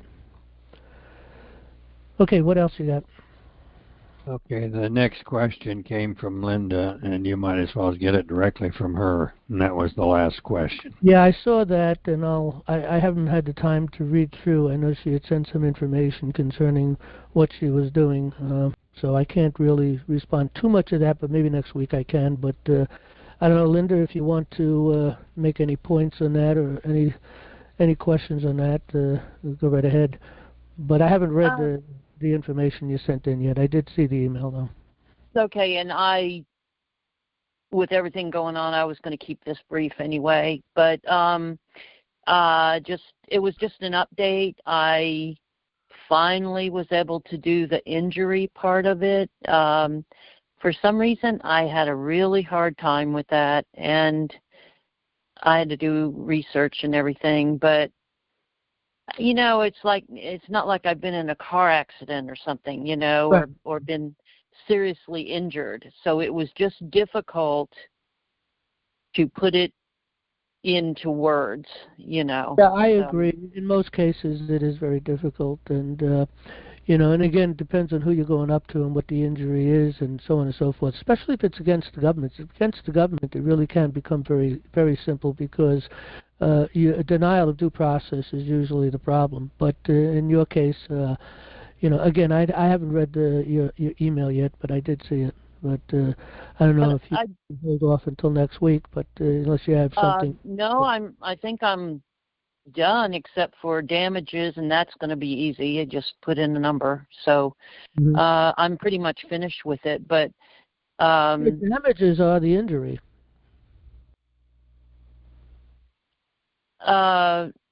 You see, well, what the wrongdoing is one thing. The injury. Is it restitution or remedy or? Well, the relief, I guess. Yeah, restitution, relief. Prayer for relief. I wouldn't use the word relief. I would focus in on restitution. You need to be restored is the key, and restitution is the key to that restoring. But not tonight. But I really feel like I'm in this situation because, all I tried to do was to buy a system. I think your case is very simple, and maybe I'll try to get to it. Wait, let me finish because, and I went to a business that I thought was reputable. Turned out the owner had sold out to these predators and shysters, but basically I went to a business that was a front for these, for these operations or these. Yeah, but you got to be careful networks. with that. You got to be careful with that because first of all, you do have to sue all people involved. You have to sue every one of them, and I have. They all have a certain responsibility. But when you use words like they're an affront, you got to be able to prove that. So be careful with that. If you can prove it, that is fine. That's a difficult but thing to here's prove. the thing. I went to that business thinking it's just a local private business. And then it gets hijacked to, like you say, entities unknown. And I don't know who these people are. I have no idea what they're about. This is a problem. What I want to talk about is agency. My agency was with that local company that I thought I knew. And then it gets hijacked to, this network of shysters and predators, and I understand what you're saying about be careful what you say. But, well, let me tell you something. I received the contract finally because they didn't provide me a contract. And so I had filed a complaint with the CFPB and the Virginia SCC and a number of other places. But through them, they evidently were forced to give me a copy of the contract. So I looked at that contract. They have forged my signature on there. It's just unbelievable, unbelievable. Also, look at the other thing is this: if you read through the contract very carefully, and it should and could become very clear that there was no meeting of the minds because everything is one-sided. Well, but I regard that contract as useless because it's 2 months later. They apparently, this I can't understand because they had a tablet, and I don't understand why they forged the signature. And I said, oh, they must have Again, look at this tablet, all right, is also a major problem. Yes. I can, hold on, let me make this point. That tablet, okay, I can see, you get a delivery, you sign the tablet, it's very convenient. Right. And so forth, and generally nothing usually goes wrong. But if it is challenged in court, it won't hold up. To have a contract signed by a tablet is insane, total insanity. Yeah. Okay, and and again, if you read the contract, I'm sure you're going to discover everything is one-sided, and if it is all one-sided, that proves there was no meeting of the minds. But with that said, I think it's an adhesion contract. Well, let me do this, okay? Why don't you leave the queue and then come back in? We've got two other people, and then we'll talk some more after the other two people speak. Well, I'll have to call next week because. Right. And I'll read your emails before. I'm sort of under the weather. Okay, I'll read the email before that. Okay. All right. Okay. Thank you. All right, okay, we'll take our next caller. There are two callers in the queue. So, Anonymous, maybe give us your first name and your state. You got the mic. Yeah, hi, John. This is Elizabeth. I'm in Arizona. Yep. I hope, can you hear me all right? I want to make sure I'm not echoing in. Okay. So I've been listening to you the whole time. I came in a little late, had some responsibilities, but I'm a businesswoman. I've had several businesses. I've had failures and I've had successes, and there's always more to learn. I'm just concerned about being able to talk about it because it sounds like you've got it all planned out, and I don't want to change your plan. But the thing is, from a point of view like I have, I'm actually a student. And I'm a member. I'm not a high-paying member at this point. But I do have some suggestions, but I don't want to argue about them. It's like, it's okay. They probably won't appeal to you at all. They might. Well, they might. But, yeah. Maybe if you get, we take suggestions all the time. Please, I don't know. One thing is when I get on the call, I'm not able to finish what I'm saying, and maybe I'm just being impatient and unaccepting. But I really believe if I listened to the thing about the money and that you did it classic. It was classic money stuff. That the belief that this money needs to come out of somewhere before we can do anything, and that's just not been my experience. I mean, I don't need to go into all the business stuff, but number one, it's got to be fun. And it's got to be exciting. And I don't mean the excitement like when people want to get stimulated. I'm talking about it affects the mind, and unfortunately, we're not in a classic school where people go, well, I think I'm going to take a common law course. No, the people who come here are people who are in trouble. Mm-hmm. And so we're feeling it, the reality of the necessity of it in a way that, just academia wouldn't provide, can't. And, the real world is here. And so I was, if I can speak freely, and I mean no harm, because I actually respect your work very much, and your devotion is very amazing. It's unusual. And so, we've been on the call for like 2 hours, and we've just opened up in the last half hour to talk, and I know there aren't that many people on the call. So, but sometimes it gets late, and then they can't finish. and they might have waited all week long to talk or ask a question, just one question. And it's hard, and it's a lot of burden on you, I'm supposing. But I'm thinking that if you had a 2-hour forum 3 times a week, I mean, you know, you could, I mean, tonight was real important to do the teaching stuff and all of that, but, and that's, you know, goes without saying. But to have time, because see, the people are me, all I have is me. But, you know, people need to have their concerns met, or they can't hear the stuff as well. And, you know, like I've been talking to a few people, and it's all constructive, and we're all on the same page. It's just that some of us are, you know, it's just really hard to explain.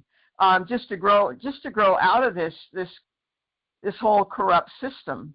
I mean, you know, so I'm just thinking that, you know, it would require more time for you to provide. But if people knew they could call on, you know, Monday, Wednesday, Friday, or whatever, or, you know, I mean, get some life going in this, even if only 2 people come, and if all the questions are answered, then we can close down for the evening. But if you have like if there was a 2, not you, but if there was a 3-hour, 2-hour, like 3 nights a week, people know they can get their questions answered, and they're going to be more attracted to it, because attraction is really what works, not promotion.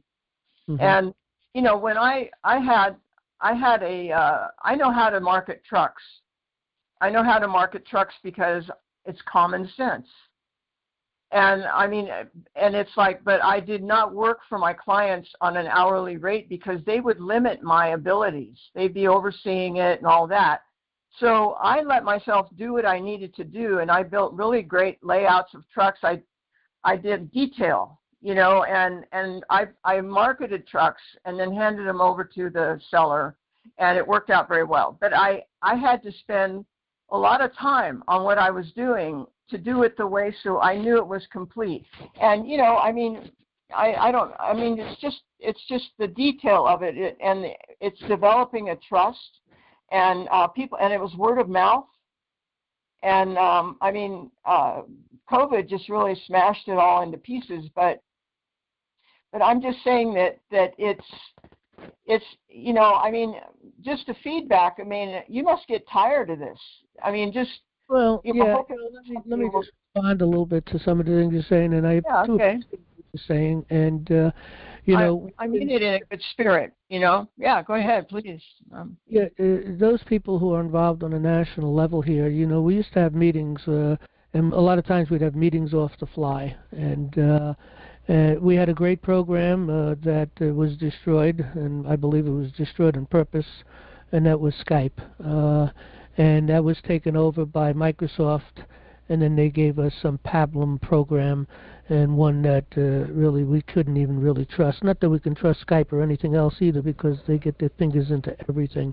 Oh, so it's the technology? It's the technology that's got screwed up? No. I'm just saying that we used to look at on Skype, and when you had, I don't know if you know how Skype worked, but when you had Skype, you had it turned on your computer. It was always on. You'd get a phone call over the internet, and then you know, maybe there's a situation up, and let's call in 2 or 3 or 4 or 5 or 6 people, and we get in, we have discussions, we'll have meetings, we communicate, pass information back and forth, and we're looking for a program to do that with.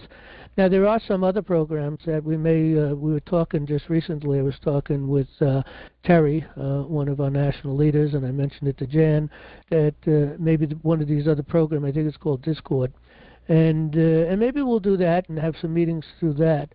And for the sole purpose of discuss, you know. I'm sorry. I know I don't have much time. See, I know that. I just make a point to what you're saying, though, because there are a lot of people that might be able to assist us, and a lot of people who might want to come in and work with us on a national level. And so I think we'll open it up if we have a meeting. If we have a meeting, we'll probably have one meeting with just between the people who are administrating the process here at National Liberty Alliance, which is a handful of people. But after that, when we have a meeting to discuss a problem or a situation, we'll throw it out to the, once we get our mail going again, we'll throw it out to the membership and even make mention on a Monday night that we're going to be meeting on a certain evening at a certain time or a certain day at a certain time to discuss a certain matter. Everybody's welcome. Anybody come in can throw their 2 cents in. Maybe we'll get a lot of good ideas. People become more involved, so we could do that.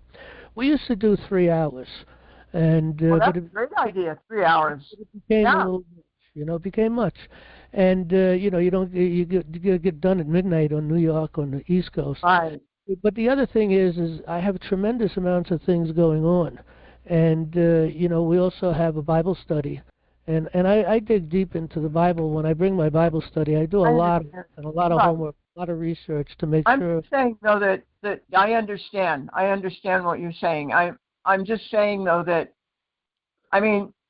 set it up, and they will come if people are okay. Like it hasn't been verified, but I also know that Trump has brought the Constitution, the original one, back under. And we are not under constitutional law right now. We are under military law, which the actual genuine military existed before the Constitution. That's why he's the commander-in-chief. That's why he's doing all this. Yeah, he couldn't do this if we were under a normal government. Yeah, but remember the Constitution. I'm just saying, though, that it's coming back, though, and I heard, in May. Well, okay, and I even got a date, but I'm not going to say the date because you probably know this is an event-driven thing that's going on. Exactly. Because certain sequence of things have to happen before they can be done right. And so I'm just saying, though, that if, you can pray about it. I have to go other places when I don't get my answers. Again, let me just say, to do more than one night a week, and let me tell you something. I learned a long time ago. I've been doing open forums for 45 years. I've been doing. It doesn't matter how many years you've been doing it, man. Yeah, I know. The point I'm trying to say. Step up? Is that like a step up? Like what I'm saying doesn't have any validity? We're not competing like that. This is about what's happening right now. Yeah, I understand. What I'm trying to say, maybe I'm misunderstanding you. You're suggesting we do something 2 or 3 times a week or more. I don't know that. I can tell you one thing. I literally, when I wake up, and sometimes it's very early, and sometimes it's not till 8, 9 o'clock, but sometimes I'll get up at 5:30, 6 in the morning. Doesn't matter what time I get up. When I get up, I come directly into my office, I sit down, and I start working. I work all day through dinner time, and I used to work until late at night, burning the midnight oil. I'm trying to get a committee of safety, which we haven't really met in the last couple of months. Those will flourish. They'll flourish if we are able to attract people who will want to stay. But if they know they're not going to get questions answered, one person can't do this. We need to get. No, that's right. So you need some other people who are shoulder to shoulder who can answer and then some of us maybe eventually. Once we've fixed it. You know what, John? I'm sorry, I'm stepping on you, but I need to tell you this, that once I get my problem on the road, I was just talking to somebody about affidavits this week, and it clicked. Because we were talking about how do we break the ice on this? How are we going to get people interested? Look at the meeting. You know what? I think affidavits are one of the things that would break ice because it's a hands-on thing. People can write about what they can learn, and they can file them. And then they start feeling like they've got a little bit of, to me, it's lighting me up. Well, okay, yes, I would agree with the affidavits. We could attach it to a paper and do something with that paper. Right. Either from the perspective. I'm just saying it's an activation. Hold on. Let me respond to some of the things you're saying, because you're saying a lot of good things, but I want to respond to them. And again, it's a good idea, and people will be involved. On the one point, it supports the paperwork that maybe we're filing. We need to file papers, whether we do it through the Unified United States Common Law Grand Jury to serve it upon government in certain areas, or whether we actually do it through a court case. I agree 100% on that. But the thing is this: have an affidavit. Hold on a minute. The thing is this: here's the situation. A Monday night open forum should be exactly, just taking Q&A, people come in with problems, they have questions, they ask about the law. We want more people coming in from committees of safety saying, hey, I'm doing this, we're doing that, but how do we work this out? How do we work that out? Hold on, let me finish. Okay. Let me finish. So those are the kind of things we definitely need to do. University. The other meetings that we need to do have to be really where people are coming in with ideas, people discussing ideas, having conversation on a situation, or how to grow, how to get money to be able to do this, how to do that. These are the kind of things we need to do, and those are the meetings that we need to do. I wouldn't do them on a regular schedule, but we would kind of plan them. But they can't count on it. They can't count on it. If they bring their problems, if they bring their problems, John, let me just say this, because I know I don't have any voice here, but if they bring their problems and they're able to work them through, they're gonna come back. Now, some people won't, but they'll have answers for other people. The ones who are meant to be teachers, if they're not meant to be teachers, then that's fine. They shouldn't be teaching. But there are going to be some. I will tell you that we've had a lot of people that have come in with court problems, spend some time, go through the things, ask a lot of questions, give a lot of information, and then they disappear. Okay? Right. Sometimes they even get angry because the things we tell them doesn't work, but they're not listening very closely. Right. We have No. They don't want to do the course. They don't want to do this. They just want it handed to them on a silver platter, and it's going to get them in worse trouble. I'm going to tell you the solution to this whole thing, and everybody that's listening right now, and I've mentioned this numerous times, it's up to the people to get people to come here. It's up to the people to get us. No, that's not going to work, John. It's not going to, yes, that's true. We have to hit it's not, to be successful. What I'm saying, John, is that in our time right now, it's like people need a place to go when they don't know what to do because they got arrested, they got thrown in jail in small claims court, and that's a violation of their Constitution. And on this, they don't know they can do an affidavit. They don't know that the judge is no, and right now, when you go to situations like that, people going into the courts without a lawyer, and I appreciate that. I don't want a lawyer to go into court with me. I mean, I might take a lawyer. Your audio is breaking up real bad. Your audio it's just with you. Am I breaking up to anybody else out there? It's all muddled, John. I can't hear you. I'm so sorry. Maybe somebody's messing with the mic. You need a new mic. Well, I'm a sound engineer. So you deserve a good mic. That mic is scratchy. You deserve a good mic. Yeah. You guys are gonna kick me out. I'm sorry. I'm just saying, have a regular forum. And then on you can put the Bible study somewhere, but 3 nights a week. Hold on a minute. Hold on a minute. I'm going to have to move over to the next person. You're breaking up, dear. I can't hear you at all. All right. Let me open up the other person's mic, Frosini. Hang on a minute. Frosine. Let me see if I can unmute her. Frosine, can you hear me? Yes, hi, John. Okay, I don't know. I yield. Thank you. All right. Well, you got a lot of good ideas, and we'll talk about how we might be able to accomplish some of those things. But when? When are we going to talk? Next week at the forum, but you're going to do an hour of study first. Well, I do that because of necessity. Tonight was a necessity, okay? And over the past couple of weeks, it has been. It's fine, sir. A little bit of teaching if I can, but I really want to get conversations going. Unfortunately, a lot of the conversations go to court cases all the time, and that's okay to some degree, but if they want to do the course, well, then they're going to get more attention. I don't expect you to fix this for me. If people want to go into the courts without a lawyer and take care of their business, they need to know how to do it. And sometimes I give people answers that they can't comprehend because they have no place to put it in their brain. They have no place to file it. They don't understand. And I understand that. This is all new hat to some people. So people have to spend the time. I become as interested in people's cases as they really are. And if they're not interested in really educating themselves, they're not interested in their case. Yeah. But the course should be a requirement, period. And I kind of agree, but look, my time is limited to a degree. There is not a day that I am not working. Monday through Sunday. There's not a day I don't get up and come straight into my. That's not right. You should take a day or two off. Well, I'd like to tell my wife all the time, but I can't because I'm not able. So maybe I'm happy to talk to you. I mean, Jan says you don't talk to people without, us in the forum. Well, that kind of narrows everything down, and there's nothing. Well, that's great. Some people I do talk to, and some people can call me on the phone, but I can't give my phone number to everyone. I'll never get anything. No, of course not. I wouldn't do that. No.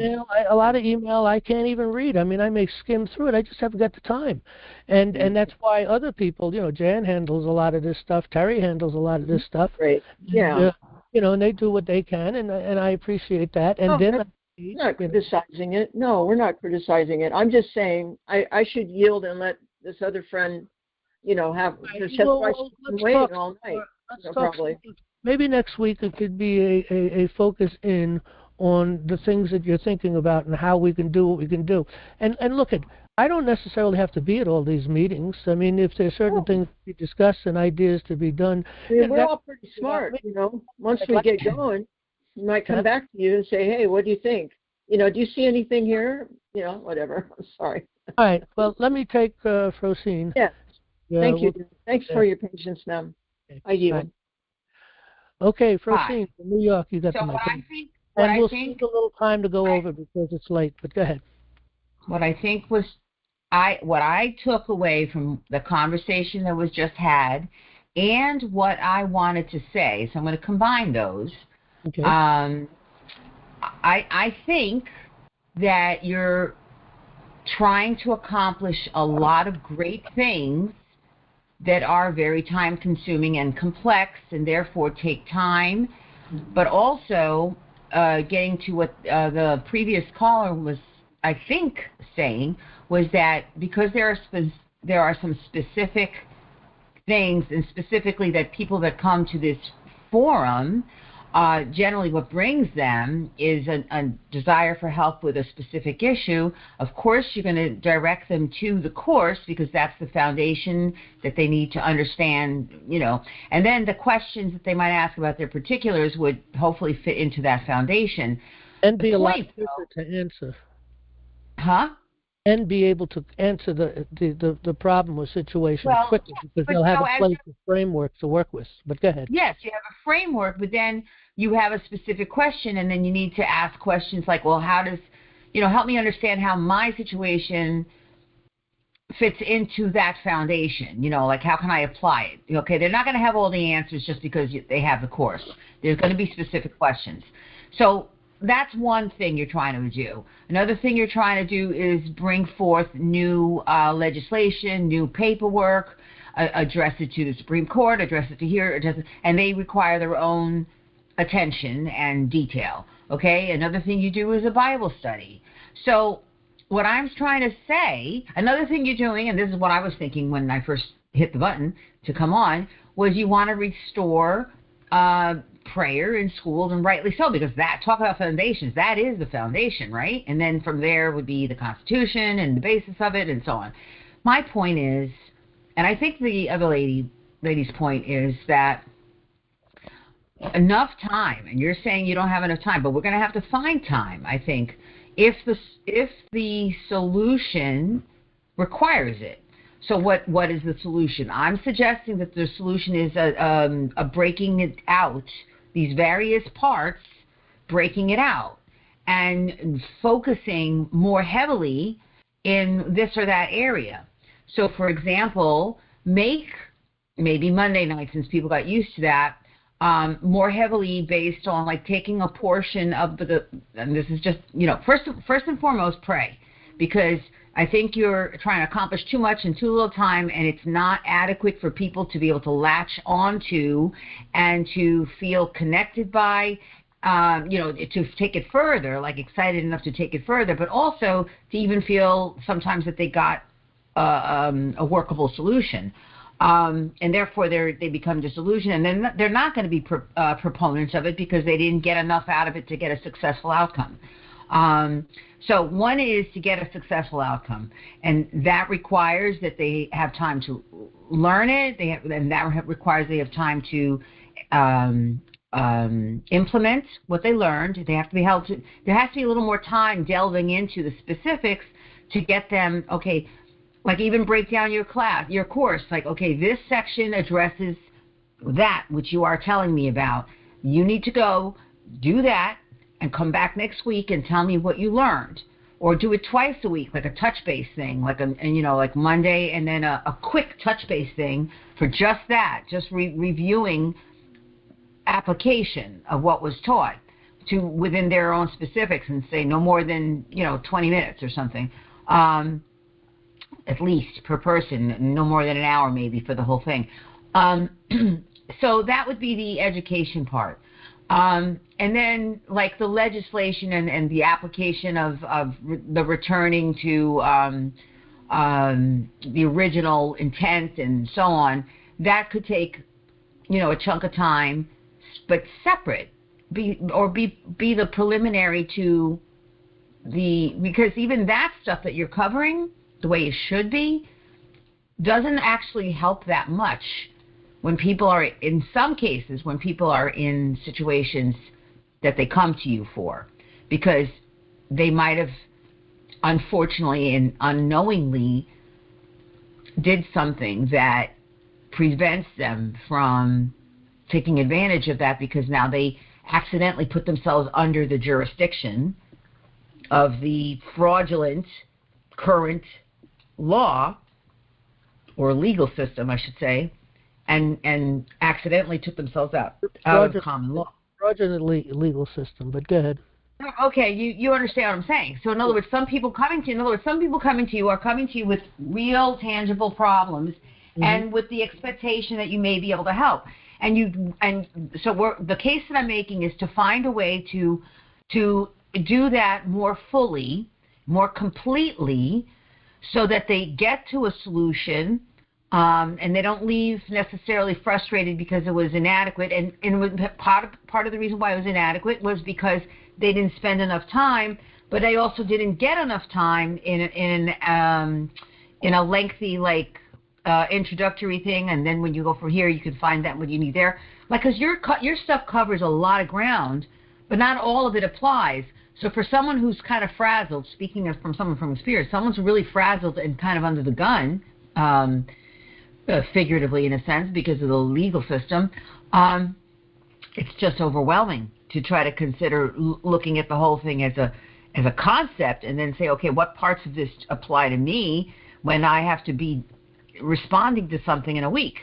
So there has to be a little bit of a one-on-one type of counseling, but with the understanding that they have homework to do. But you can help them, say, go to this section, this covers what you're looking for.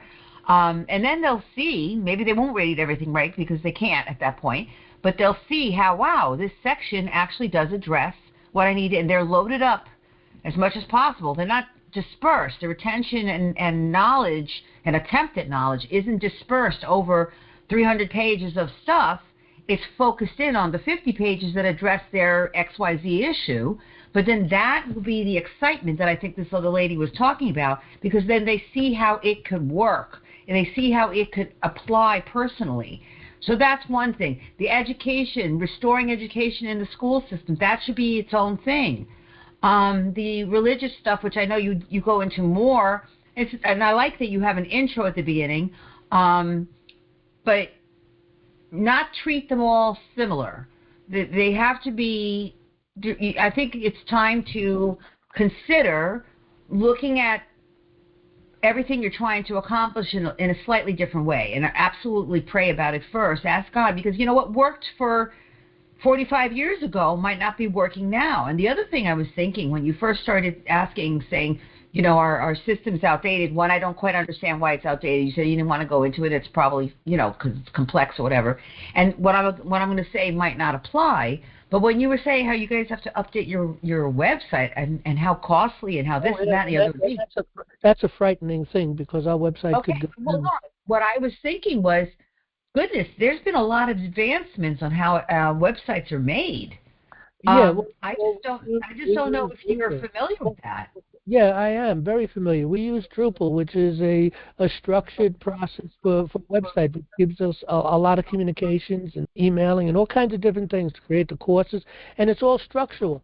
But the problem is we have a lot of courses that have to be attached. We've got a lot of different things that are attached to our website, and that was created and has to now be brought together in the whole new system. But let me just. And that whole new system there's not a process to convert the old system to the new system? The problem is that we look at when we were on number and again look at we're on number 7 right now. We should have been number 8 and then number 9 and number 10. So to some degree, this is not our fault. Okay, but to make an argument with the people who are maintaining our website, they got their own perspective on what they think. And right now, the bottom line, and this has been confirmed by a friend who has done a lot of work for us on the technical side of things and helped us to create a lot of the plugins that we have. When I spoke with him the other day about this problem with the website, and I said, look, they're telling me that it's going to be about 60 hours to get this job done. He says it's going to take more than that. Okay, so he understood the situation more than I can because I'm not technical in that area. But let's go back to some of the things you're talking about, and let me respond to something. Recently I've been approached, and I might do this because I need the money. I've been approached to teach a course in a college on the Constitution. And I was also going to suggest that. And that potentially could be in the spring. And that would take 3, and it's an evening course, and it would take 2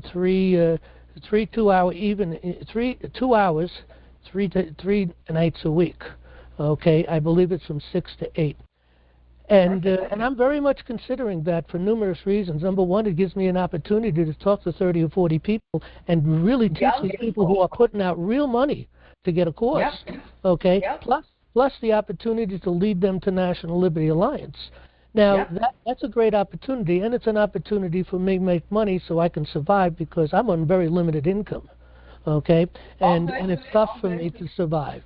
So that's one thing that I may do. One more thing. It's going to teach you to organize your material in a more accessible, presentable, conciser way, effective way to be attractive.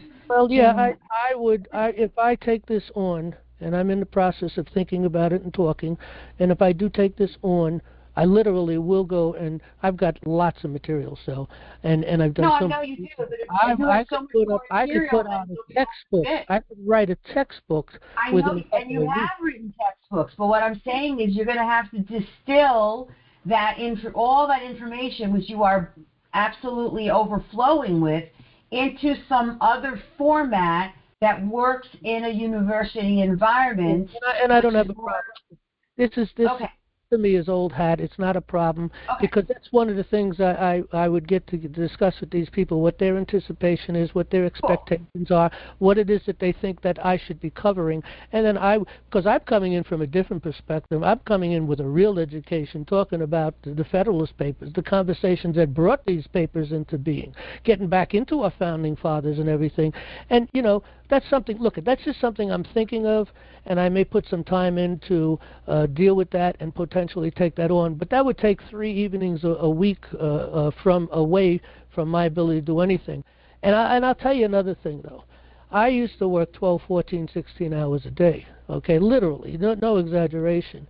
I can't do that no more. I maybe do 8 or 10, and then I'm done. I just need to go lay down. Have some. Take some time away from something else that you're not focusing on right now. I'm not saying anything is less important. I don't even spend enough time with my family because I'm so focused with this, okay? But at least I'm home, okay? And I do, of course, spend some time with my family. But the problem is, I got so many things going on. To be able to say, well, okay, take on another evening to talk, it's difficult. And even expanding this, 2-hour open forum that I run to 3. There's no place. I'm saying rearrange it. I know. I'm trying to address all the things you're saying, though, and then you could talk some more. But I have, we used to do 3 hours. We're doing 2 hours right now. Okay. I spent a lot of time talking to people about cases, and they don't understand what I'm talking about. They don't know what to do. And, to give them a piece of information without them having framework. And the framework is, that's why we did we did court access and the common law. I did that for the very reason so that people can have a framework. If they go and take that course and then they have a problem or situation in the courts, I can now tell them certain things and even refer to certain chapters they can go back and review in, and that would be that would help them. But to refer them to a chapter, if they're just starting in a course and they don't have the rest of the information, they don't have the framework, they don't understand what's going on, they don't know how the courts are, they don't know how a court process works, due process in itself. There's a lot of things that they don't understand, and all right, well, let's look at that for a second. I'm trying to get to a solution, okay?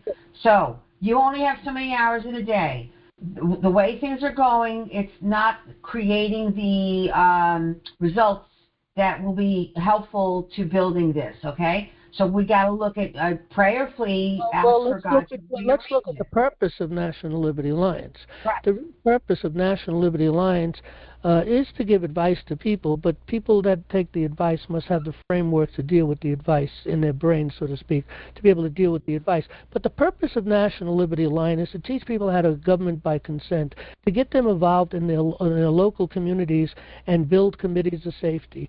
To get involved, and when they have problems there, because they're involved, they're going through all of the necessary paperwork. You go in to start a committee of safety. We have everything they need to do that. But there'll be some things, hey, we ran into this or we ran into that. But as long as they're working in this stuff, reading through those handbooks and executing those things, discussing it as a group, because you have 10, 20, 30, 40 people coming together and discussing things, they're going to figure a lot of this stuff out. They're not going to need me for a lot of... You got to get 20, 30, 40 people interested enough to get together and... They have to get 20, 30, 40 people. You have to create... Okay. Yes, they have to get together, but they have to get together around an idea. And yes, the idea is your idea. All I'm trying to say is there may be something, prayerfully, some adjustment that you can do to create a way that will attract those 30 or 40 people. You're the main guy, but you want them to come to this meeting place. I will tell you one thing, and I believe me, I think the college idea is great. None of this is new hat to me as far as having communications with people, having open forums, teaching people things. None of this is new. I've been doing this for 45 years. Okay, not with National Liberty Alliance, but this is where I'm at now. But the point, ultimately, the bottom line point, though, is what we are actually doing. And the only way we're going to achieve what we need to do is to hit critical mass. Do you realize that if all the people that come to our Monday night meetings, and we have a lot of people that are listening in on YouTube or Rumble, okay, these people, if they all got involved and said, hey, I listen to this podcaster all the time. Let me spend some time and let me get a hold of this guy one way or another and say, hey, look, you people need to go talk to this guy over here at National Liberty Alliance. Go take a look at the website, see what they're doing. They're teaching what would motivate them to do that? What I'm trying to say is this. Oh, let me finish. If I get that, if people were out there doing that, I'd be getting interviews. Okay. Once you get an interview, let's say I get an interview with someone that's got 2,000-300 people, 2,000 or 3,000 people listening to their podcast. We're going to pull people from there. That's how we're going to get critical mass. And if we got critical mass, that's a whole different story. We get people who are educated, people who are not. You're on step 6. I'm saying let's get to step 1. Let's do hurdle 1. How are we going to get? I've been on step 1. We've been on step 1 since 2013, as far as National Liberty Alliance is concerned. And exactly. So I am trying to. You said you wanted people to get on and discuss with you how to do it, and I'm trying to do that. What I'm trying to say though is this. I spent a lot of time with people discussing court cases, and that's fine. and you give them information, but a lot of time they just don't know what to really do with it. It's not enough knowledge.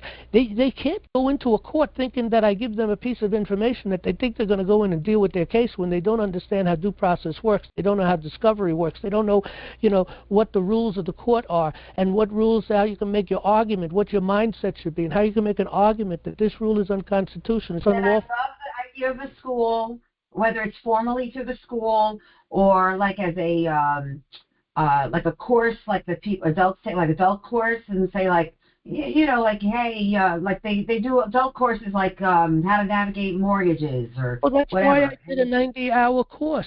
Look, if you go into college, okay, the civil procedure course is 4 or 5 credits. It's a 60-hour course, okay, and they charge you about $1,300 a credit, okay.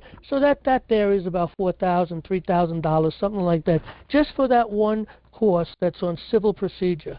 I teach civil procedure in the course. That's what our course really is, okay, on civil procedure, how the process works. And I hate to use the word civil, but it is the court procedure. And that's why we call it court access in the common law. But we teach that in a 90-hour course. We teach a lot more. Now, the other thing is, they'll teach you, if you went to a regular law school, you'll learn about contracts. We don't teach contracts, okay? To some degree, we touched base on that with numerous things. Then there's criminal law. We don't teach that per se. Then there, and again, criminal law and civil law, it doesn't matter. It's all one. It's common law. So really, you're really learning all of it anyway. Okay. Then there's property and torts and constitutional law. We teach the Constitution. We have 6 courses or so that people can come to, and ultimately they learn the Constitution. I've written books. Okay, they can learn the Constitution. I wrote a book, Government by Consent, that covers all of these issues, and it's 560 pages, 8.5 by 11 book, and believe me, it covers everything we're doing here. Okay. Not everyone will read a $560 book. I understand, but it depends on their interest. If they really want to understand the law, they will read that book. If they really want to understand the law, they will take that course. Now, everyone can take that course, even if they don't want to do, even if they're not planning or don't have any problems. People should know the law.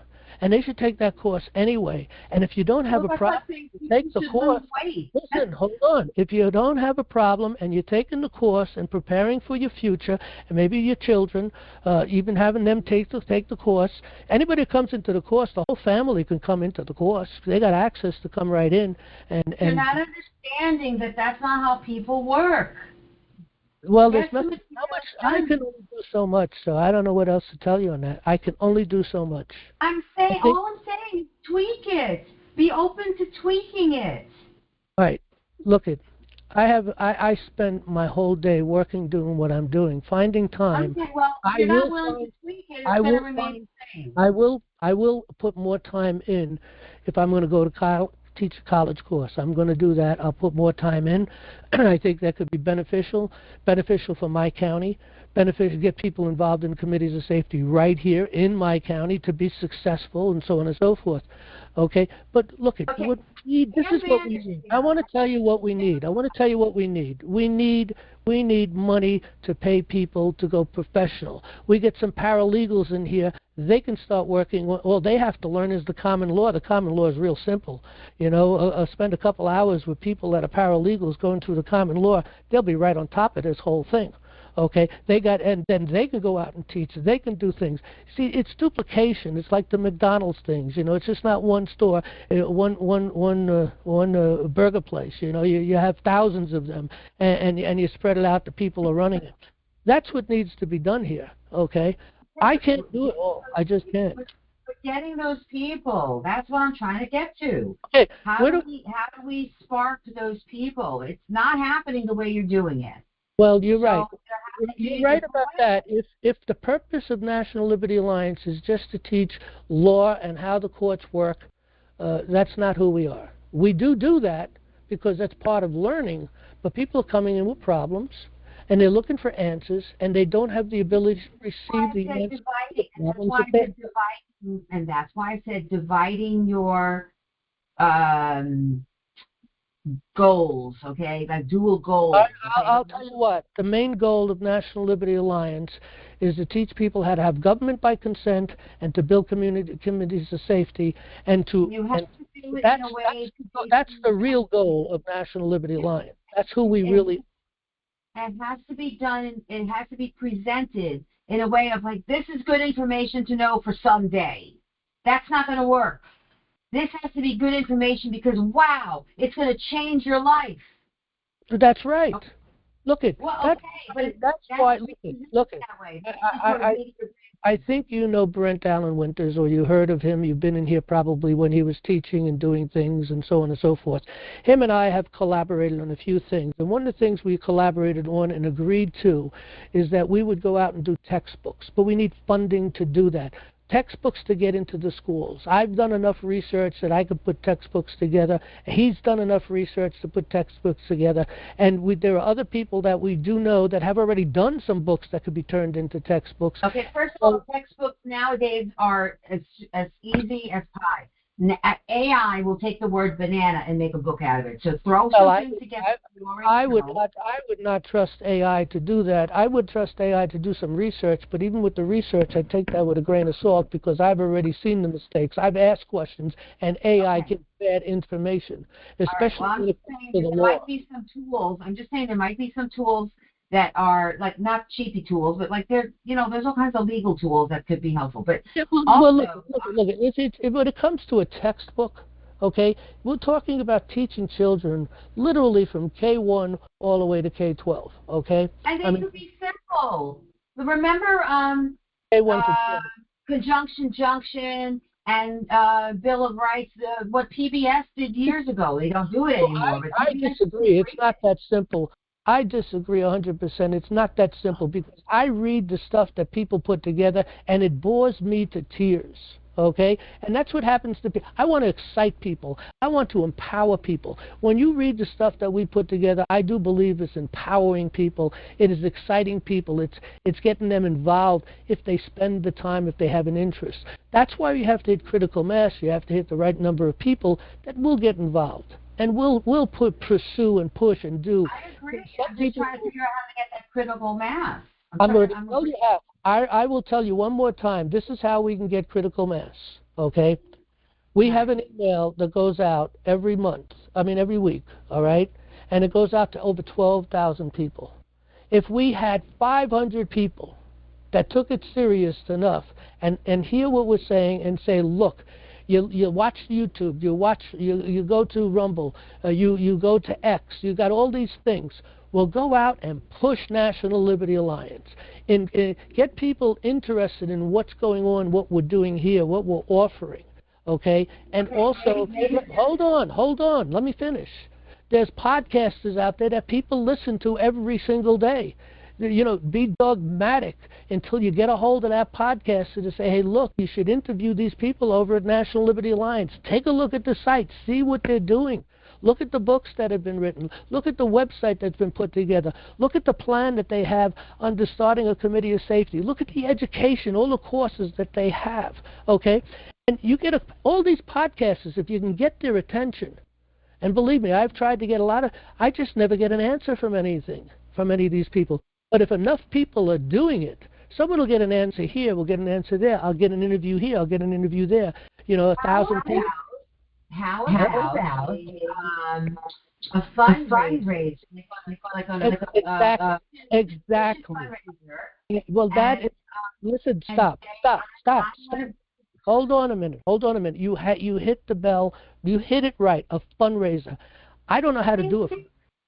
If people know, anybody out there that knows how to do a fundraiser that can walk us through it, get in touch with us at mail@National Liberty Alliance. Tell Jan that you have the ability and the knowledge to do a fundraiser, and we will have a meeting with that person and 2 or 3 people, if it is, whatever it is, and let's plan a fundraiser. But that's not my expertise. I don't have the knowledge of that. I have tried to do these things. I tried it once. I followed through with it, but if you want, I'll talk to you. I was going to raise, people were raising money for people with COVID to help them, pay bills and stuff, or to do a movie. And they've done the Chosen started having fun. there are places out there, and I'm trying to think of the names of some of these places, and I went out there and I put like a 3-minute video together, and it's on empowering people, exactly what we're doing here, and I got no response. It's okay, I want to support it. I don't know how to do it. I have to spend time to learn it. But if people know how to do, look, here's another thing. Here's another thing, and someone was talking with me about this. They said they would work with me on this, and then they disappeared. And the individual is a retired individual who he knew how to approach people in business that have lots of money, that give money away, okay? But you have to approach them I don't know how to approach them. I mean, I could go learn, go spend it to learn, but if someone knows how to do that, okay, well, you should learn, because get a hold of us and assist us how to approach these people, because there is a process, I was told, to approach these people. I don't know it. Well, okay. Now I can go learn it, but where am I going to find the time to learn it? You know, you're asking me to have more time. I have no more time left to give. My time, I can't give no more than I give. You do. If you pray and ask God to give you a schedule, He'll give you the wisdom on how to redirect some energy, and He will give you the skills and the mind of Christ. Don't say the problem. I have spent the last 2 weeks with a problem, wasting my time. And it's not really wasting my time, but doing things that I need to be doing other things, because we have problems with our mail. We have problems with our website.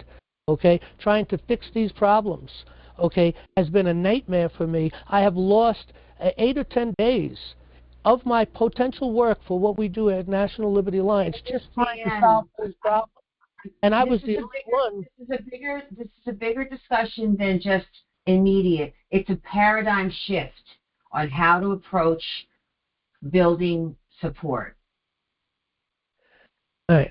Again, you know, we're going to have a meeting soon, hopefully. I talked with Jan and Terry particularly about this, and told them we need to come together and discuss some ideas and thoughts. And then after we do that first meeting, then I think we'll talk about this, is putting out a meeting for people who want to come for the sole purpose of how we can get funding, how we can do this, or how we can do that. And the meeting, if you are willing. We can get paralegals that are interested, that will step up and say, hey, I'm interested in doing these things. I don't know why you would want paralegals, because they're not skilled in this. I'm going to tell you why I want paralegals, because they understand how due process works. They understand how the paperwork and the research works.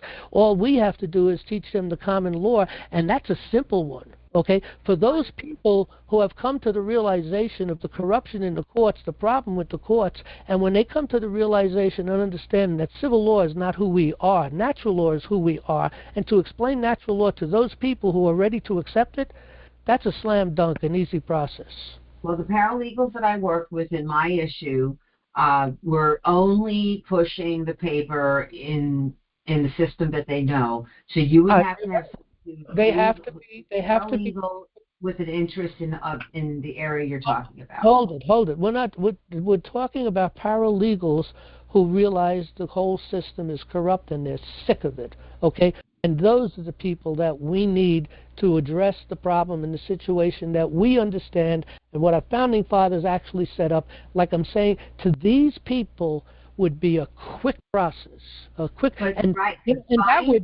that would if you get one person who's a paralegal, and we explain to them and go through the process of common law, and then I just duplicated myself. And if you get 3 of us, and there's 4 of us, how do you find those people? Well, hopefully people, again, I have to hit critical mass. It's the only way we can be successful. So you're hoping that out of 100 people, 1 will be what you want. You're basically, exactly. That's like cold calling. No, that's cold calling. I'm talking about being more targeted.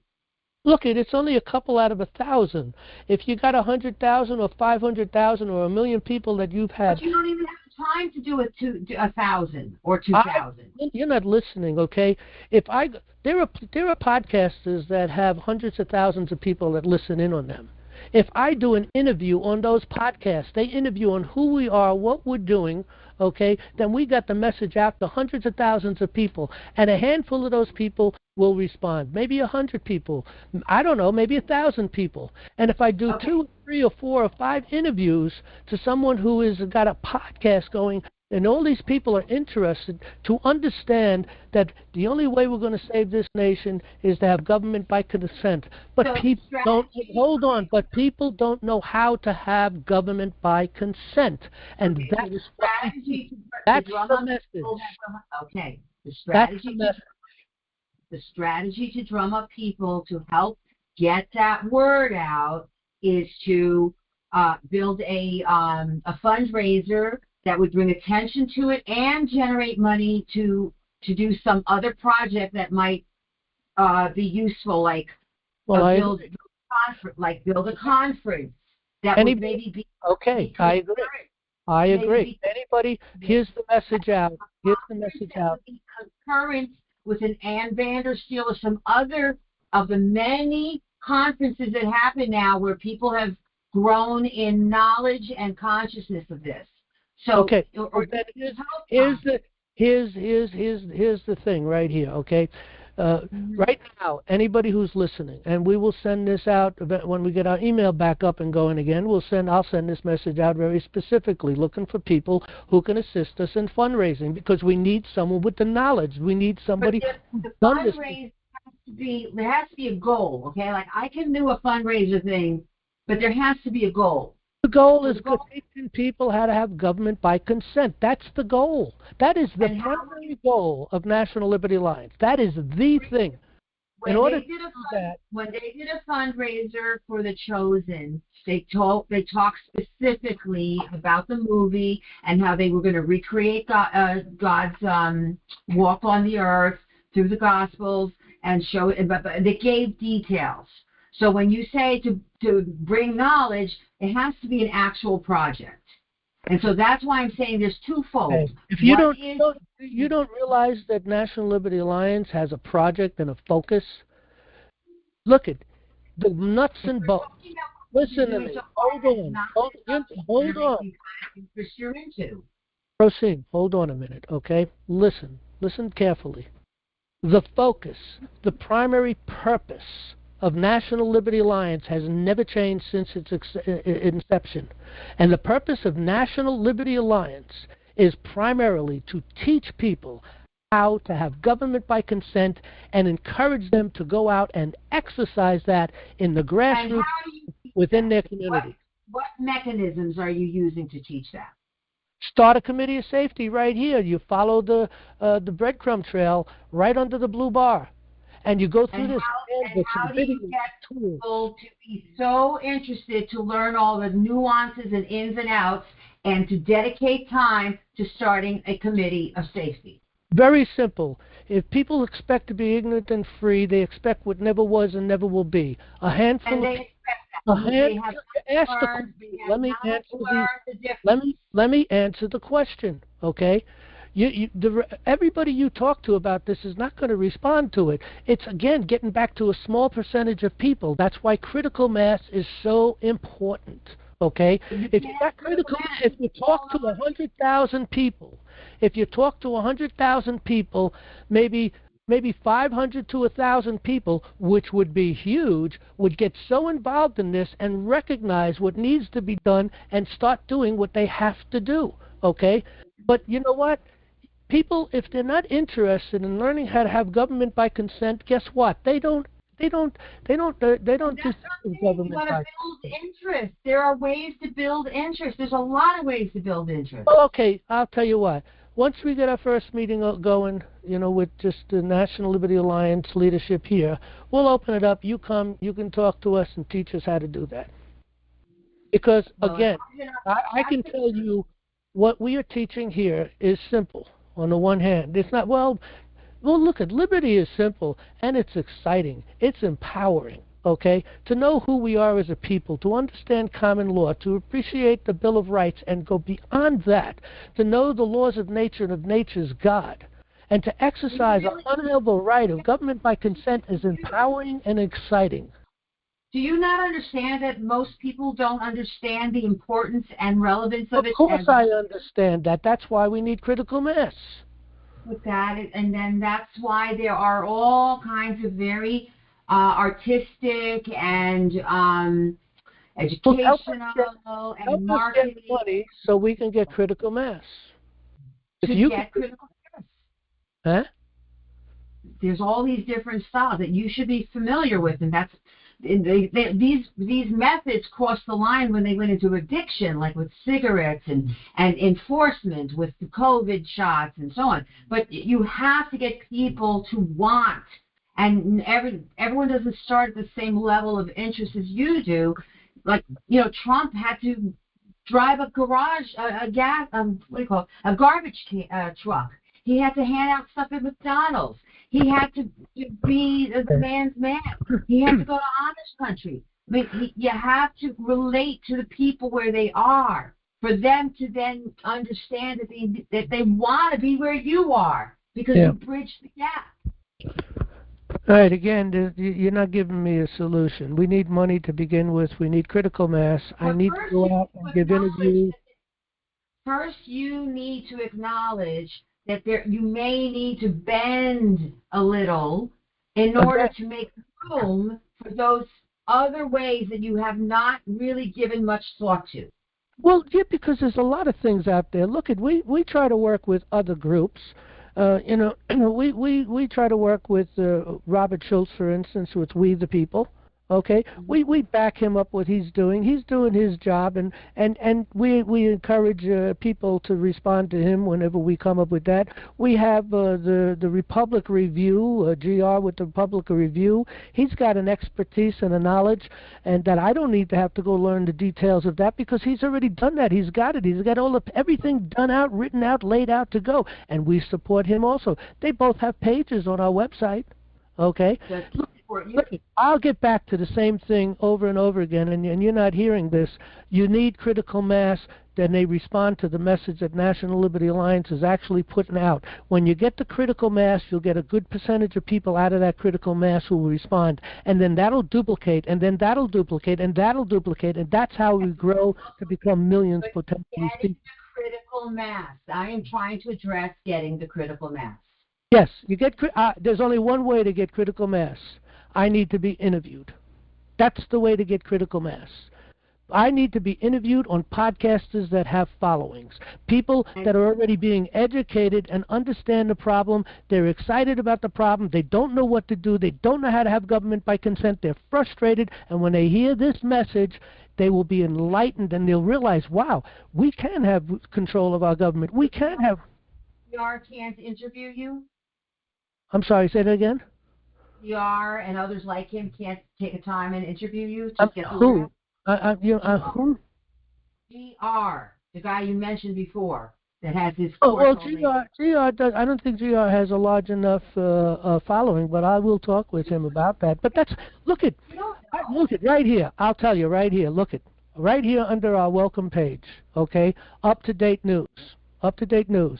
There's not a person on this X22 report, and we know SCGG. I did approach, but I don't know. I'm thinking of taking their name off this because they go into weird stuff. Matt Morris, RJ Talks, Promethean, Stephen Gardner, the Benny Show, Crossroads. I've approached all these people through email. There's no phone number. These people don't have phone numbers. You can't call them up and talk to anybody. You send them an email. I don't even know if they get an email. You go to their website and you fill out the information on that. I don't hear back from them. They got large followings. I tell them, hey, look, see what we're doing here at National Liberty Alliance. We're teaching people the solution to the problems that you're talking about, because people don't know what to do. They tell them to go out and vote. Big deal. What do we care about voting? No, we need to know who's going into this government. We need to know that these people know the Constitution. We need to enforce and require them to be obedient to the Constitution. We need to know how to take them out of office as fast as we can put them into office. We need to know how to do these things. That's what we teach. That's what all these people lack. They all lack the same problem. They talk to people, they talk about the problems, but they don't know the solution themselves, so they don't have the solution. They tell them to go out and vote. Big deal. That's all they do. All right, so why don't you, one suggestion, I'm not making this the answer. The point, I want to say focus, which is the solution to getting the critical mass, which is your solution. Yeah, I'll tell you right now. If 30 people who's listening to this program, okay, not only here, but also people on YouTube and Rumble that are listening to this program. We don't have a large following, but we do have a few people on there, a couple of hundred here and a couple of hundred there. If those people, or even a handful of those people, 30, 20, 40 people, if they get a hold of X22 report and bombard them with, hey, why ain't you looking into the solution? Go to National Liberty Alliance, talk to those people. Go to And We Know, go to Matt Morris, talk. They do interviews. They do interviews, but we're not being interviewed there. So, but do you think that they would be able to get interviewed where you didn't get interviewed? I'm sorry, say that again? So are you suggesting that these people who listen to you go to these different platforms? Yeah, exactly, and tell them about us and say, hey, you should interview these people. They have the solution. For you and you were not able to. I'm sorry, say that again? How will these people get the interview for you where you didn't? Well, first of all, there's a lot more people than the people I mentioned here that they can approach, other people that they listen to, and that they may be able to make contact a lot easier. But if 20 people went to X22 and said, why ain't you looking at National Liberty Alliance, they got the solution. Why ain't you interviewing these people? Because they can teach people how to have government by consent. They can teach people how to get into the court system. You know, okay, you've got 20 people hitting up X22, that's going to wake them up. Let me make a suggestion, because I can tell you that if I were ever to get through to anyone, and if they start asking me a bunch of questions and I feel inadequate to answer their maybe nuanced questions, that will not help you. So how about you? Yes, it will. Yes, it will, because what you would do is send them to Jan. And Jan will be able to express to them the things they need to do, and then tie in to a personal phone conversation to me, and we can have that conversation, and then they'd see the interest of what we're doing, and book me for an interview. They're not so disillusioned from having a bad. Well, anyway, that's my solution. The other solution is money. Look, we do need to get people who know the law already. Paralegals are the key to that. I think there's enough paralegals out there that are just frustrated and know what's going on, and they're ripe to be taught. Shows, because the people who watch those shows are going to be people who are disillusioned, and some of them may be qualified in different fields. So I suggest that if you want to, I'll tell you, spending my time. Finish.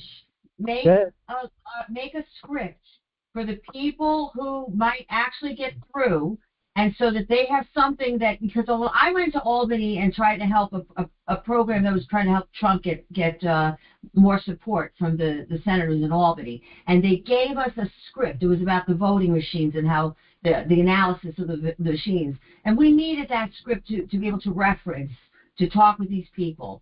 So write a script, a very brief script, why your program has the answers, why it can teach, and just bullet points, key things, not the whole thing, just key things that would catch their ear, okay?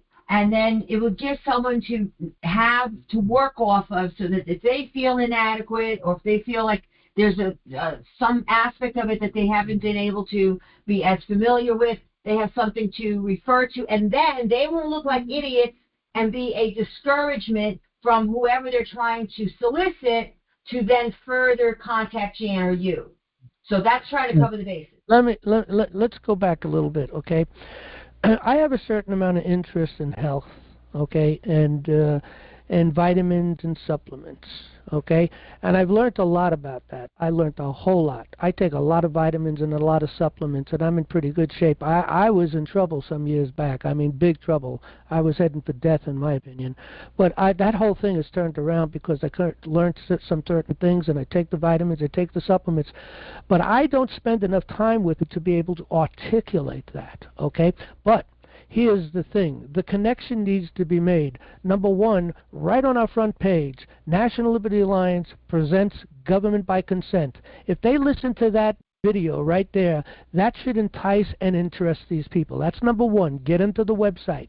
The fact that we have an education, just highlight education. You see what courses we have. We have American history. We have articles and essays. We have educational videos. We teach the law. We have free PDF books. Our courses that we have video courses, we have foundation study, constitutional courses, civics courses. We got all these courses. Once these people come out and just look at those things alone, just a list of things that we have, and I could make a list. I mean, that's not a big deal. But the key thing is to get them to Jan, and then book a meeting between me and that person on the phone to discuss the issues, and I will deliver to them. You must think that that's sufficient to get people to Jan, and I'm saying it's not, because it has demonstrated that it's not. Oh, that's not true. No, that's not true. No. We used to have a lot of interviews.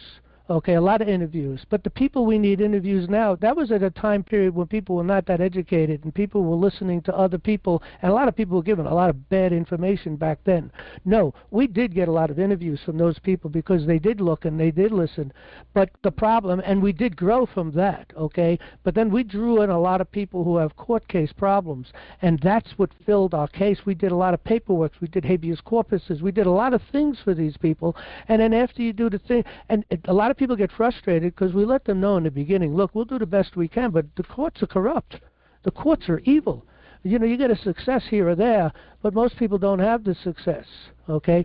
And that's problematic for them because they don't even understand what we're doing, and yet we've helped them, and then they move to the next thing, whatever it is that they're doing. And that's where we lost. Yes. Maybe that's the problem. You want to stick to your original goal or mission, which is teach, and then you can spin off as separate from you if you find people who want to be willing for pay to assist someone in drafting paperwork for them based on the material. Like I don't have time for that. I don't have time for that. Well, then spin it off. And spin it off. And I did a 90-hour law course on video because I could never do that over and over and over again. I will do that on my local community and have to teach just the Constitution. And I will draw them in. These people will become people if they really have the interest, okay, and they really are learning. And I don't know what the percentage of that would be. If there's 30 people in the class, maybe half of them will be serious.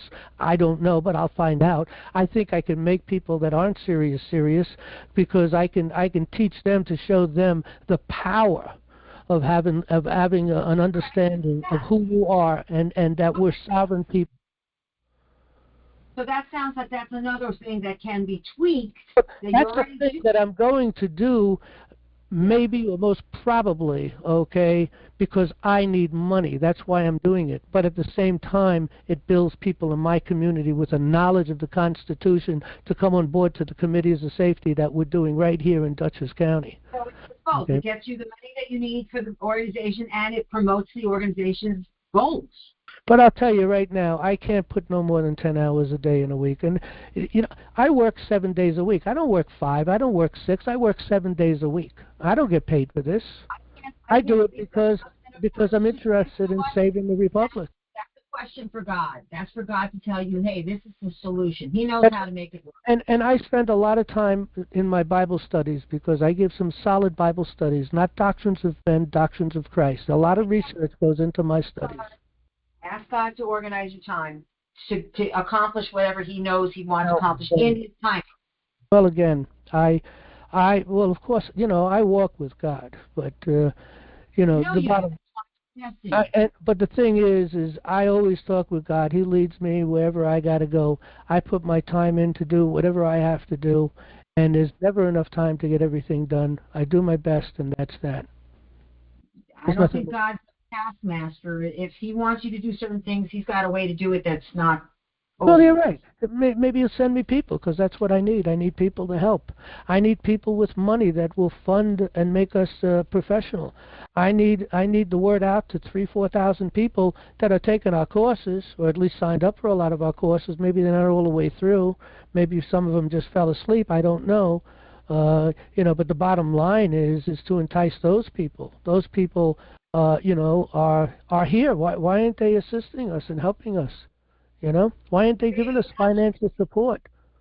Maybe that should be a questionnaire and say, please give us your feedback. How did you find the course? Well, I agree with that kind of a thing. Again, look it. We have a leadership here.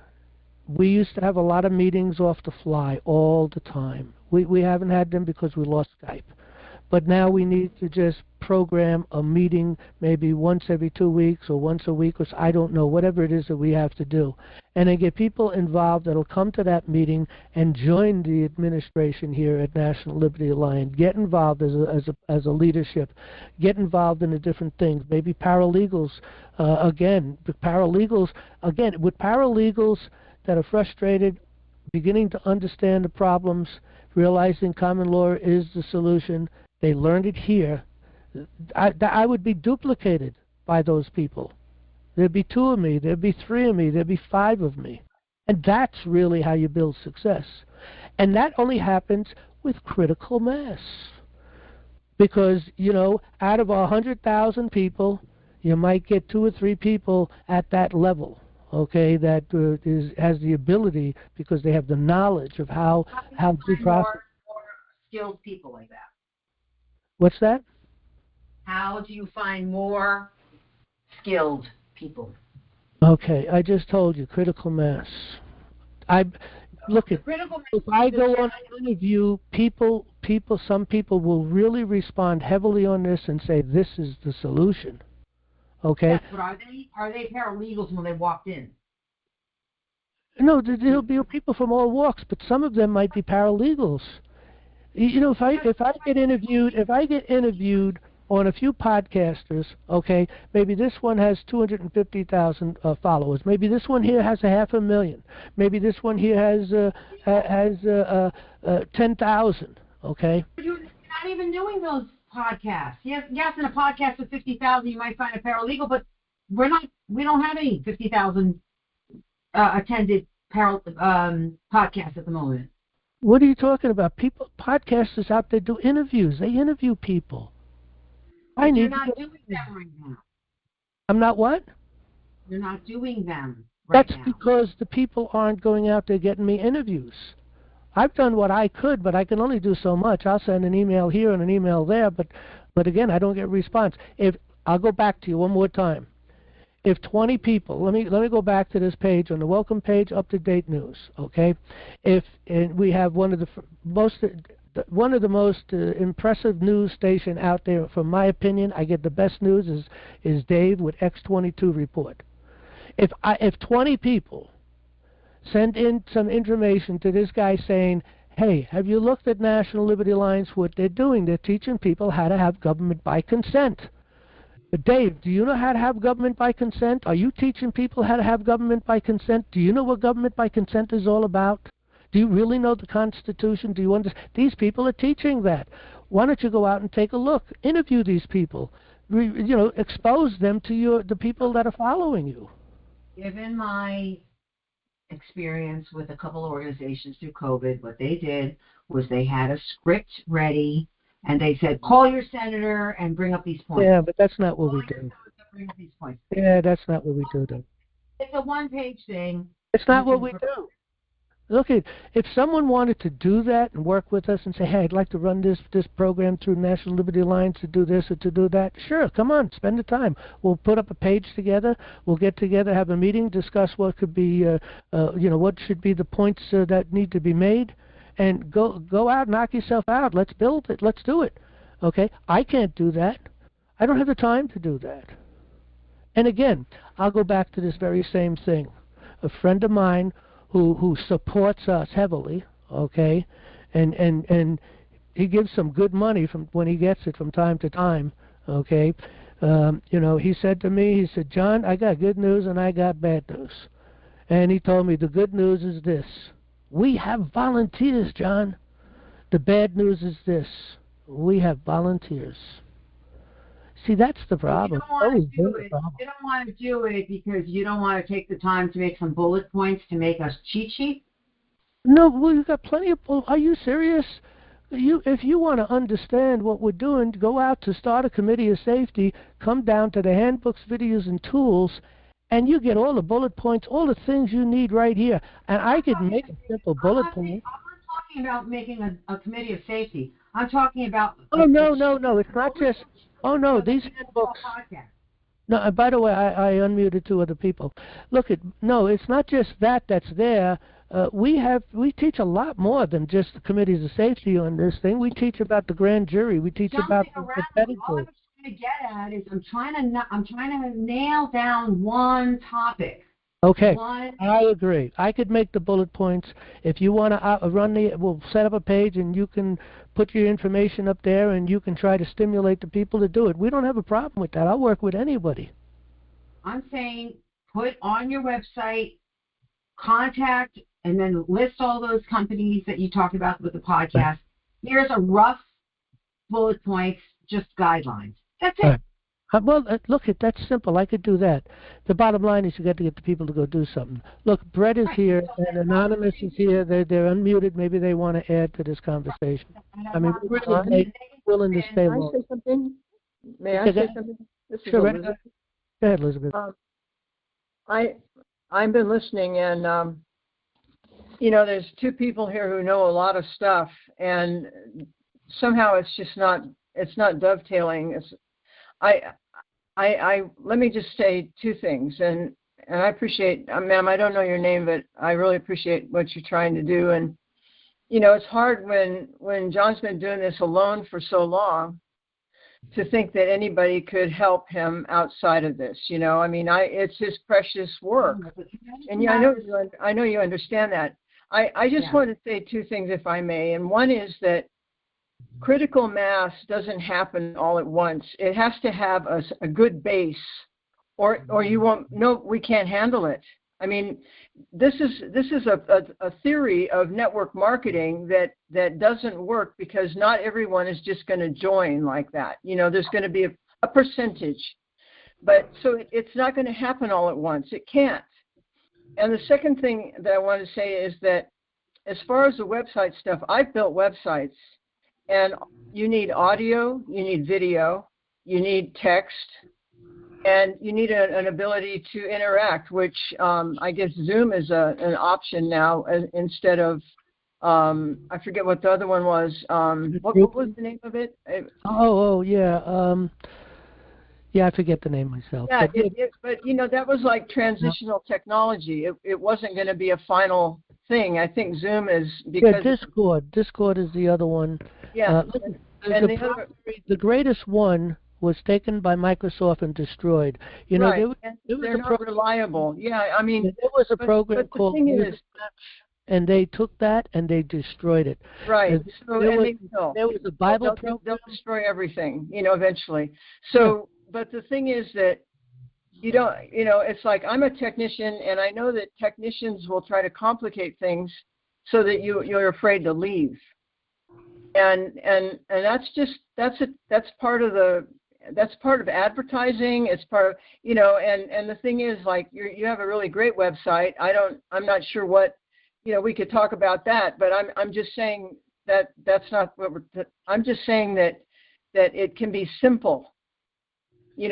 All of this code they've come up with in the last 20 years is not necessary. Some of it is, I talked to someone when I was changing over to hosting services, and I was having trouble with being able to preserve my emails. I have evidence in some of these emails, and one of the guys finally admitted, he goes, when they do these updates and these upgrades, some of them just don't mesh, and something gets broken in the server.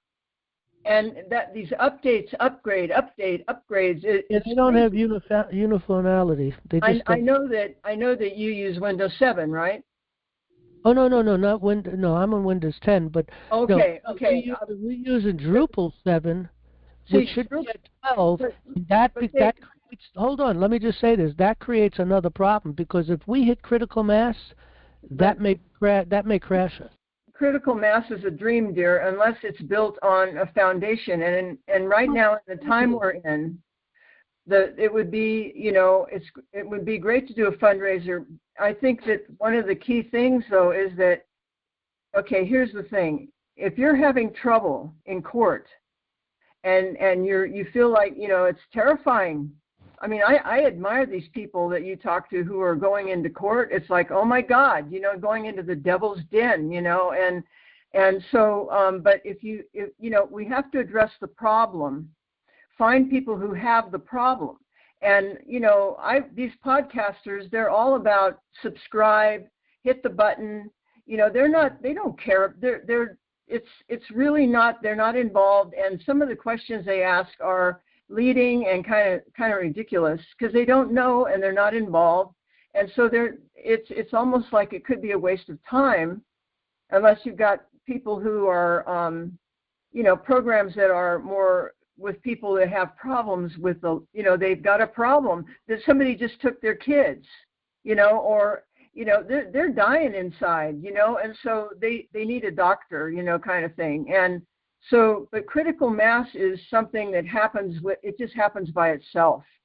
And not to, I just encourage you, John, not to focus on the critical mass because Elizabeth. No, I'm talking, please let me finish.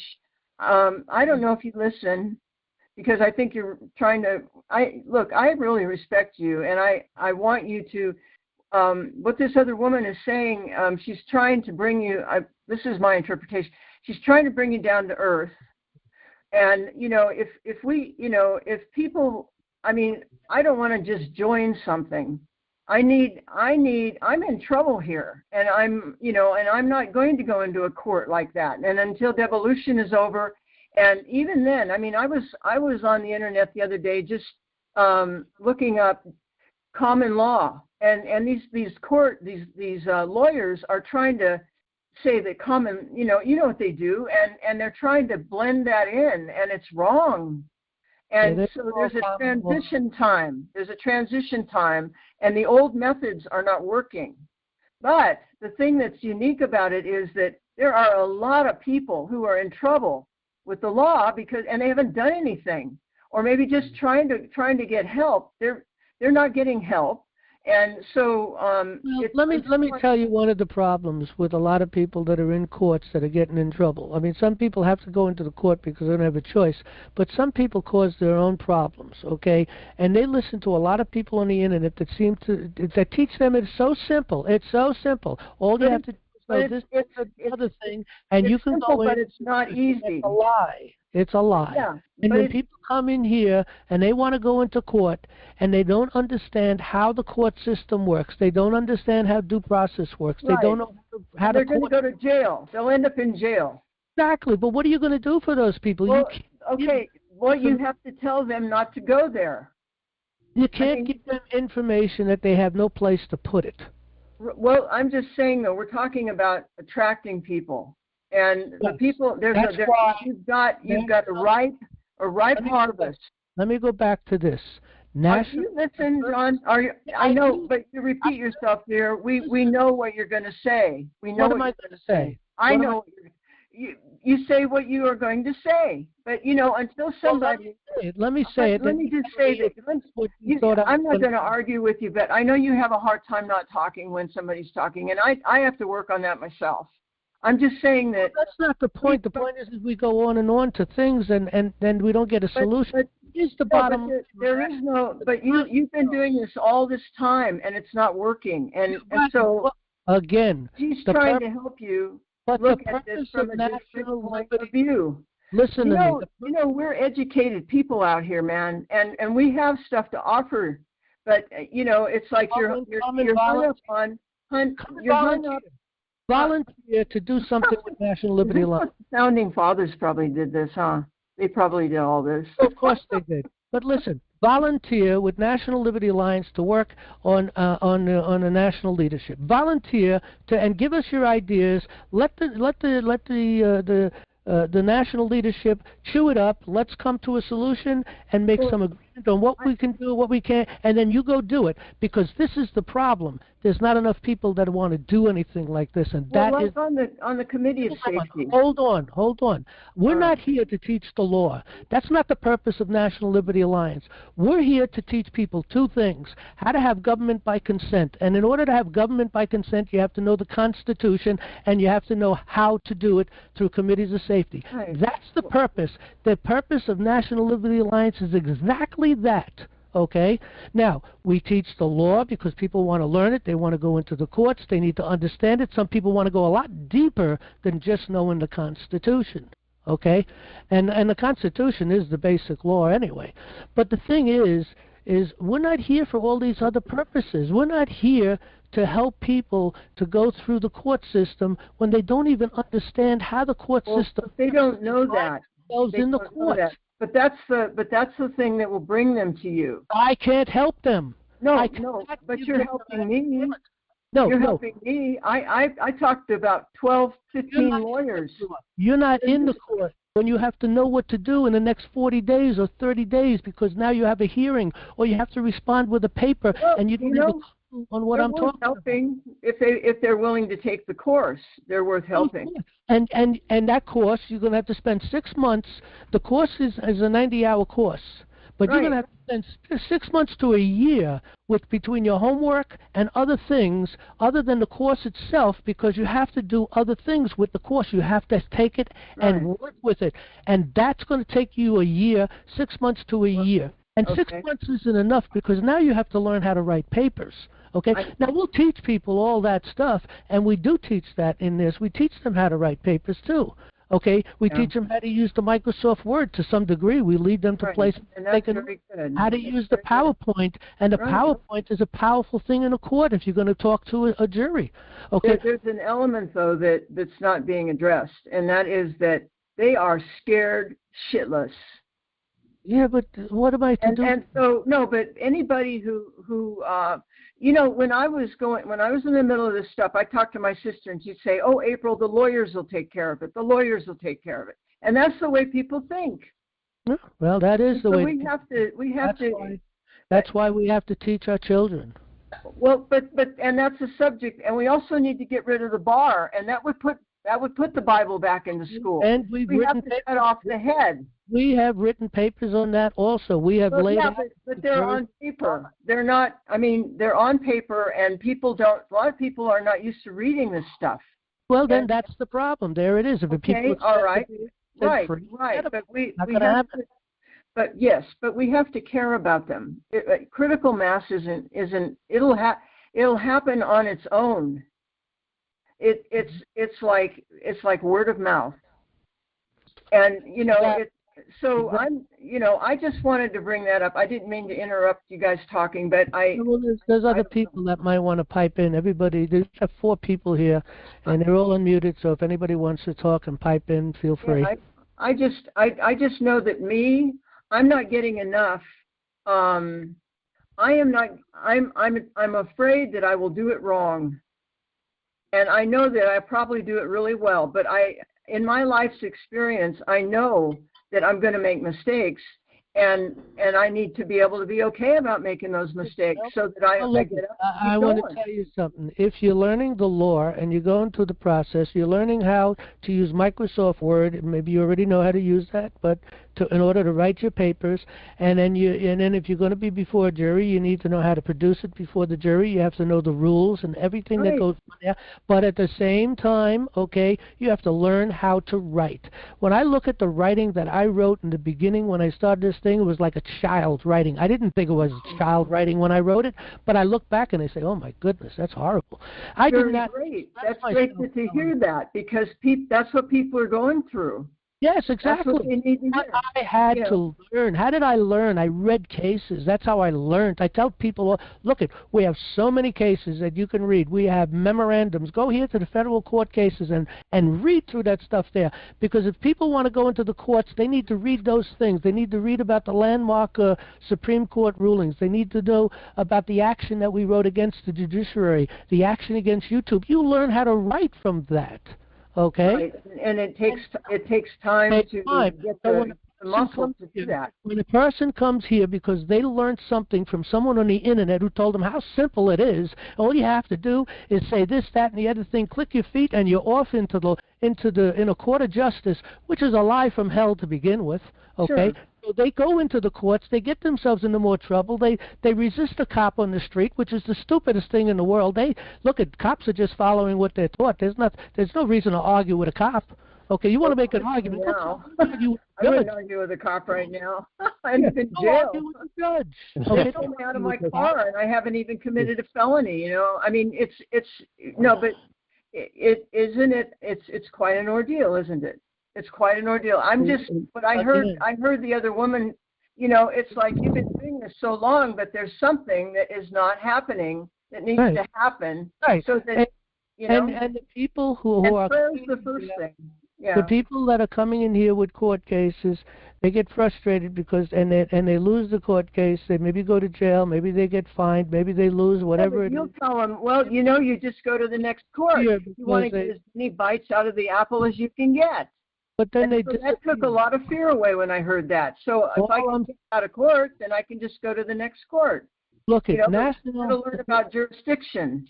The people on a national level here at National Liberty Alliance, we'd have a little bit of a conversation on this, and a lot of people feel that we're wasting a lot of. Who are those people? Why don't they aren't they on this call? Well, they are on the call, but they're just not. They don't articulate much. That's all. Well, I just don't know who I'm listening to. Then, I mean, are they a corporation? Because that's, the people who volunteered their time to help. Right. Okay. Have they been through the course? Well, yeah, a lot of them have been through the course. Okay. Yeah, I don't know. Level. I call someone else wants to talk. Joe, can I just make a comment, because I've been listening to you all night and so forth, and I appreciate what you're talking about, and I think some good things are going to come from it for sure. I know a few years ago, Jim from Pennsylvania, he tried to get you to talk to the Constitution Party. Were you able to speak? Yeah, I never was, because I think there was a timing thing and it was too close and it just didn't happen. But I'm willing to speak to anyone, any group, and I still do that. I was excited back then when I heard that you might be speaking, and I think you would find a real friend and an ally. I believe you would, with the Constitution Party for one. Well, definitely, I'll talk to them. You look at the only. I remember that with Jim, and what happened basically. It came so quickly. I just didn't have the time to respond, and it might have been. And I don't remember the details, but it could have been on a day that I just couldn't do anything. Also, but it just never worked out. It could have been, and they have conventions yearly in Pennsylvania. They have a national convention in Arizona. But if you could go and just speak with your book in tow, government by consent, I think you might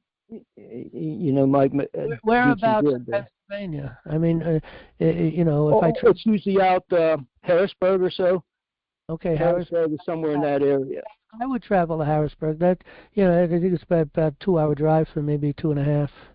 Well, I just wanted to put that bug in your ear, because I think you might do some good with the Constitution Party. And also, could you get into maybe Hillendale College, where they teach what isn't taught? Yeah, the problem. I took a course from that, and I'll be honest. Again, they're teaching a lot of good stuff. The guy who runs that is a great. He can articulate very well. He's extremely knowledgeable in history and a lot of things. But one of the problems that they lack is they don't understand the common law. Oh, right. And that is a again, if you could get their ear and maybe introduce a course, maybe maybe that would open them up to the common law. That's a good idea. I'll approach them and ask them if they're interested in someone teaching a constitutional course. I'll send my resume. Okay, I just wanted to mention those two things. I'm going to back off here, and you all have a good night. Okay. Yeah, I appreciate that. I think Hillsdale is a good thing to approach. And yes, let Jim know I'm still interested. Just I need the time and I need to book a time. Okay. If I can't make it out there, I could do Zoom, but it depends on a lot of things, Yeah, well, like I said, we were excited when we thought that you were going to speak to them. I'm not able to go to the meetings, but I'm sure they'd love to have you. Yeah, it was supposed to be on Zoom. I remember that. It's just that it came so quickly, and I just don't remember the details on that, to be honest. Right. Well, I'll get in touch with Jim, and I'll tell him that I spoke with you. Yeah, okay. Yeah, Jim's usually. So. God bless you guys. Good night. You too. Thank you. Good night. All right, let's try to bring this to an end because it's really getting late. I got to get up in the morning. But anybody want to finalize something? Brett, you want to say anything? I had a few questions, but I'll just ask one for tonight. But the question is that when it comes to social media, would that be a tool to use for a court of record? Okay, you mentioned you're breaking up pretty bad, but I know it's something about a court of record. Yeah, I don't know what happened when you unmuted everyone. My mute is going crazy. Can you hear me okay? Right now, all of a sudden, you came in clear. Go ahead. Okay. It keeps doing it. So if I was to put something. What I'm going to do is mute everyone for the moment while you're talking, and maybe that'll be helpful. Go ahead, try now, because the other three people are muted at the moment. Go ahead. Is this working? Well, let's try it. Okay. Like if you was to post something on social media, would that have the same effect as a court of record? Okay, you're breaking up still, but what is it that might have the same effect as the court of record? What's that part that I'm missing? Posting on social media. The what? Say it again. Let me. Court of record. Yeah, you're still breaking up. Let me unmute other people. Maybe they understand. Or I know it's something about the court of record. I think we just lost the person. Did anyone get? He might call back. You can call back. Did anyone get the question? No, I know something about something with the court of record, but I didn't get it. Well, the court of record, yeah, that's a basic. That's common law. Yeah, that's common law. Yeah, I mean. So you gave the example earlier how you had some health issues, so you really delved into it. I bet you that at least initially your health research focused more on your particular issue and things that you thought were related. Well, so that's my point. So there's one of two ways to get people involved, to get people to feel personally like this is of personal importance to know. One would be that they have a current problem and they're going to focus on their current problem. They're not going to learn all about nutrition. They're going to only learn about the supplements that will help their particular issue. So you have to be prepared for the people who are going to come in. But I didn't have to be a doctor on those things. I cannot help another person with the problems that I had. I really can't help them. You will, but if someone came to you and said, "Hey, I also have tinnitus like you. What have you learned so far that can help me?" To be honest, I had so many problems, I don't even remember what vitamins and supplements are for what. What I would do is I would send them to Dr. Berg, because that's where I learned everything on YouTube is Dr. Berg. I'm using this as an analogy. I'm saying that someone coming to your site is they're not going to be personally involved and consider this a serious enough issue to devote 6 or more months of it to learn about it in a general conceptual sense that then they want to promote to other people and say, hey, this is important. Start spreading the word and multiplying yourself and da-da-da-da-da. That's not going to happen until one of two things. The first thing is that they have to feel personally connected. They're going to feel personally connected if they have a personal issue, which will not have them learning everything, but focusing on their particular thing, which you don't want to do, or that you go out and you travel and you go part of already existing areas or gatherings like the Reawaken America tour or Ann Vandersteel.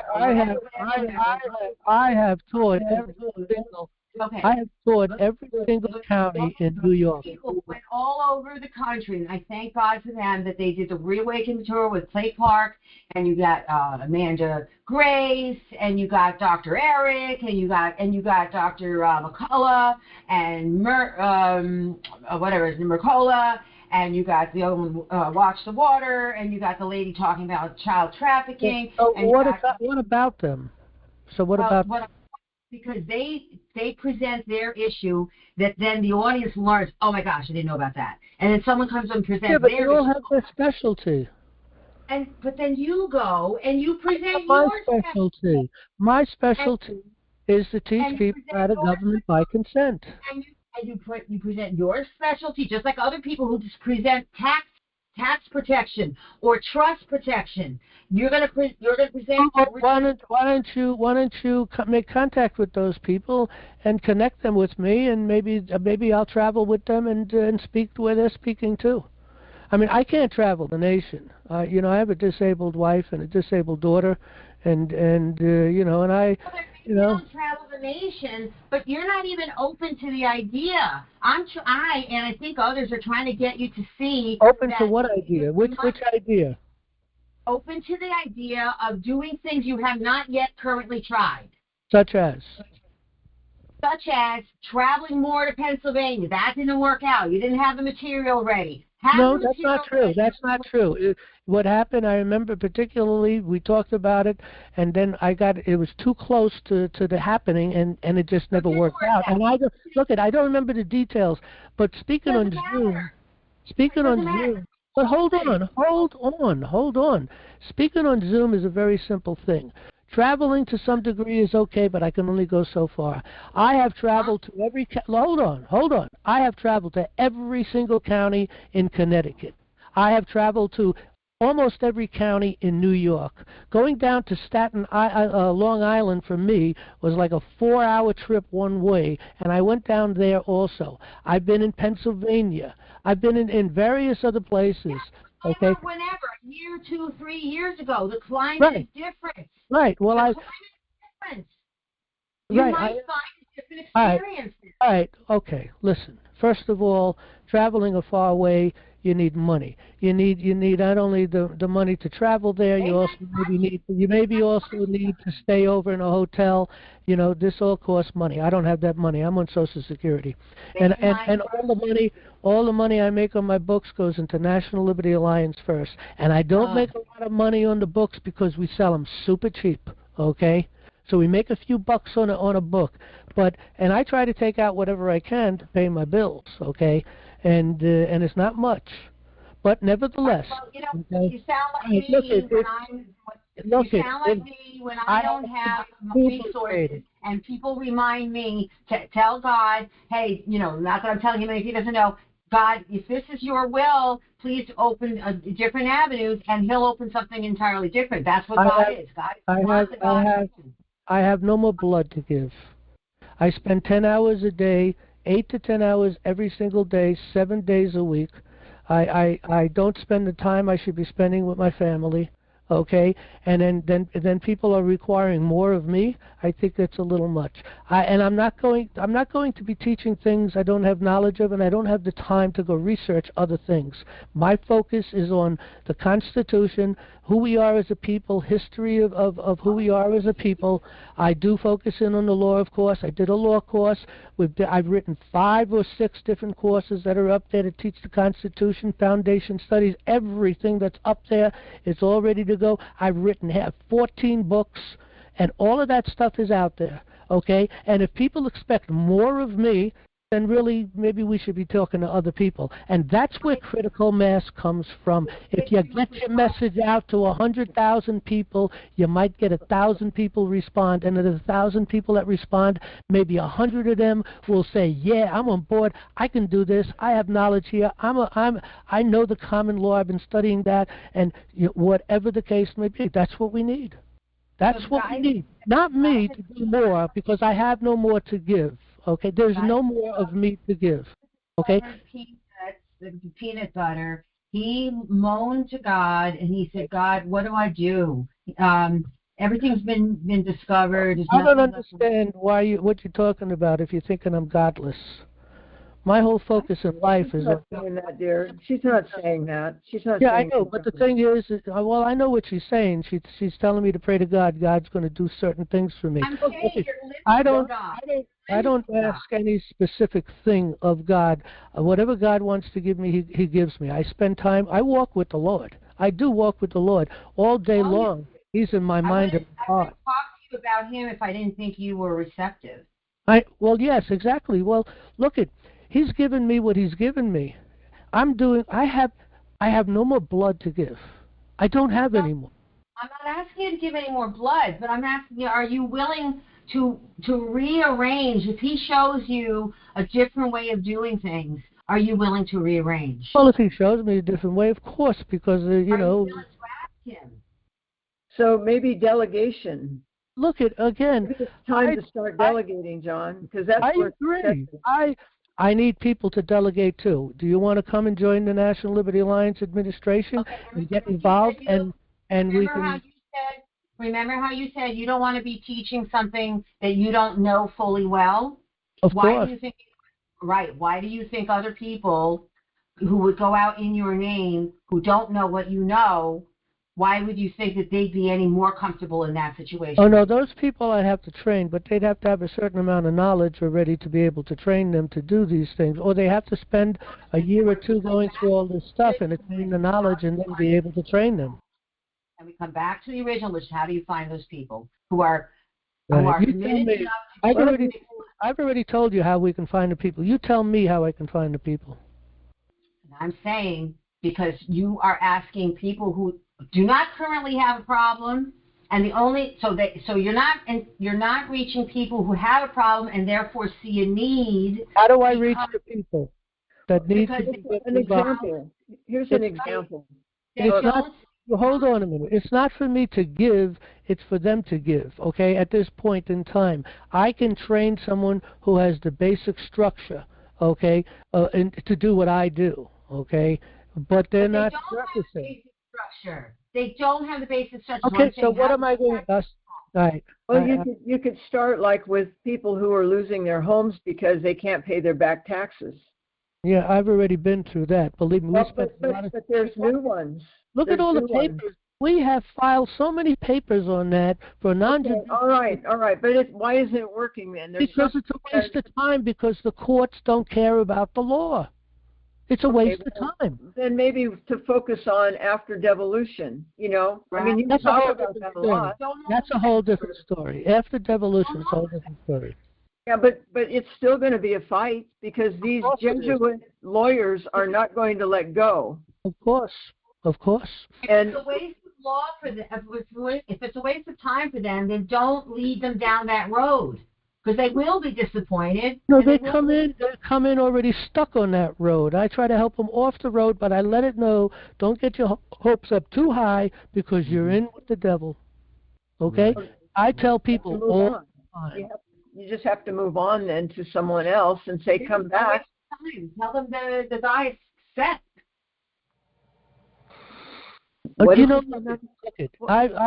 I got 5 issues that need to be dealt with in the courts, okay? I'm not going to be able to deal with them with the courts unless people give me money. Each one of those issues would take me a week to put the case together. That's quick, by the way. I could do it very quick because I've done so much research in so many areas. So those 5 cases I could take into the court. I could do one a week but that takes time now. Okay, how do I spend my time doing other things if I'm doing that? I'm not doing that now because why?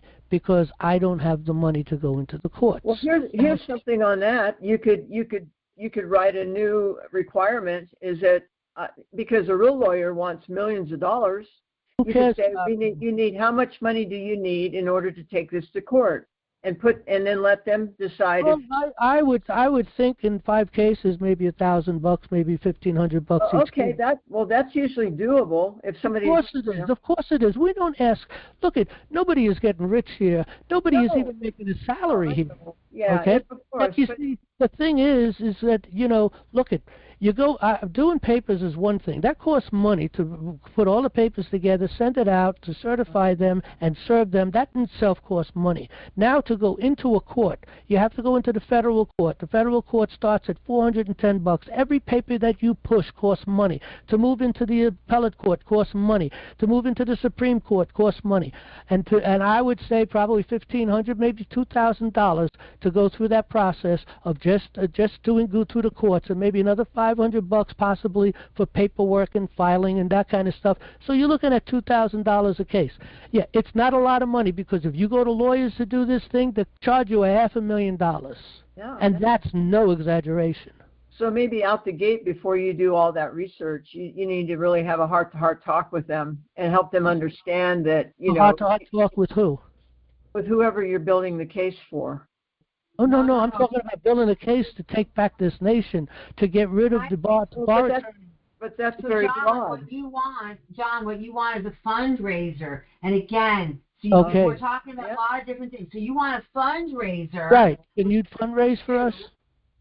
I can work with I'll meet with you when you have that meeting. I will meet with you. Let me know. Okay, anybody who could do the fundraising and can work out the fundraising, that's fine. I'll tell you what I need from you in order to make it a successful fundraiser. What about a federal grant? They give out money for businesses and all sorts of organizations. I have no idea how to do that either. Okay, I don't either, but I know there was a church recently, a local church, and they got like so many $1 million for a project. I have sent papers out to people who have money, corporations, never hear nothing back. I have sent to 10 publishers, okay? I'm already published. I got 14 books. I got great ratings on those books. Again, I don't get enough exposure to make big money, so that's not happening. You get into the bookstores, you can make big money because you got the exposure, okay? Well, I've written to 10 different companies, and I've studied on how to write to these people and publishers, how to talk to them. First of all, they want to talk to an agent. I haven't got the money to pay for an agent, so I acted as my own agent. And I wrote some good stuff, good papers, and I sent it to them. Haven't heard back from any of them. Yeah, that's frustrating. Well, there's ways to do it, and you've kind of shut down. There is ways to do it. I need someone to come help and do it. That's that simple. Someone who has that forte. I have my knowledge base, okay, that I feel that I'm good at, but I don't have that knowledge. And to learn that, and I was told by a guy who said he was going to help, he says, look, you really have to know how to talk to these people, and they have to be approached in the right way. And you have to go, and so he was going to come and do all this work, and then he just disappeared, okay? Maybe he didn't have the knowledge. Okay, maybe he was just BSing me. I don't know. But I need someone to do that. We need fundraising. How long ago was that? Yeah, please send us the resources and the skills that we need. Yeah, that was about 2 years ago. Maybe he died. Isn't it part of this, the NLA is to put in the hands of these people the ability to take care of themselves? Well, exactly. Okay, so that right there, and that, it's not going to cost what it would cost a civil law case or these prank lawyers. So I'm telling you right now, to do one case, and I got 5 that I'd like to do. Okay, but just to do one case will literally cost me out of my pocket about $2,500, let's say, and I think that's probably reasonably accurate. Well, with these people, I mean, isn't it worth it to get a lawyer to take that, which wouldn't even take the case anyway, but if you did get a lawyer to take that case, you're talking hundreds of $1,000s to go into a federal court with that lawyer. That's because we've been taught that we need to be rescued in the court. Exactly. Okay, but if someone gave me $2,500 for each one of these cases, I'd be doing them. Okay, yeah. So maybe I'd spend you have the next 5 weeks. I'd be filing a case a week for 5 weeks. But are these general cases like saving the nation, or is it like helping? They are the primary problems of this nation to solve every one of every one of the problems in our nation. But I mean, these are individual cases with individual specifics, right? With people. I'm going to list them. I listed them out earlier. One is the Bible back into schools and prayer. The second one is acknowledging the law of the land being the laws of nature and nature's God, and open up our courts of justice, also known as courts of record. Well, we need a person who's affected. Let me finish. The third one is Article 4, Section 4, requiring all 3 branches to guarantee every state in this union a republican, not a communist form of government, not a democracy form of government, a republican form of government, and to acknowledge that we are not a democracy. Another case on the Second Amendment. The Second Amendment really needs to be dealt with. They're giving us a little freedom here and there. No, the Second Amendment is clear. It needs to be acknowledged by the Supreme Court. Also, the First Amendment right to redress. They've never permitted a case to get into the Supreme Court on a case of redress of grievances. Every case is shot down on the lower courts. Well, now, do these cases have specific parties who have come into problems? I'm sorry, say it again. I mean, the Second Amendment. Are there individuals in these cases that have been harmed because of their violation of their rights, or is it like a sweeping? Or is it purely I'm trying to address the major problems in this nation. Look at right now. That's like a bill. That's like writing a bill. There are too many restrictions on the Second Amendment, basically. Exactly. Already. Right, but I mean, what I'm saying is, if you want to reach people, there has to be some flesh in it. There's got to be maybe 2 or 3 guys or women who have been violated. They've been arrested for having guns. I don't need that, but we can look at it. I'm telling you that we need that. We need that. John. I understand.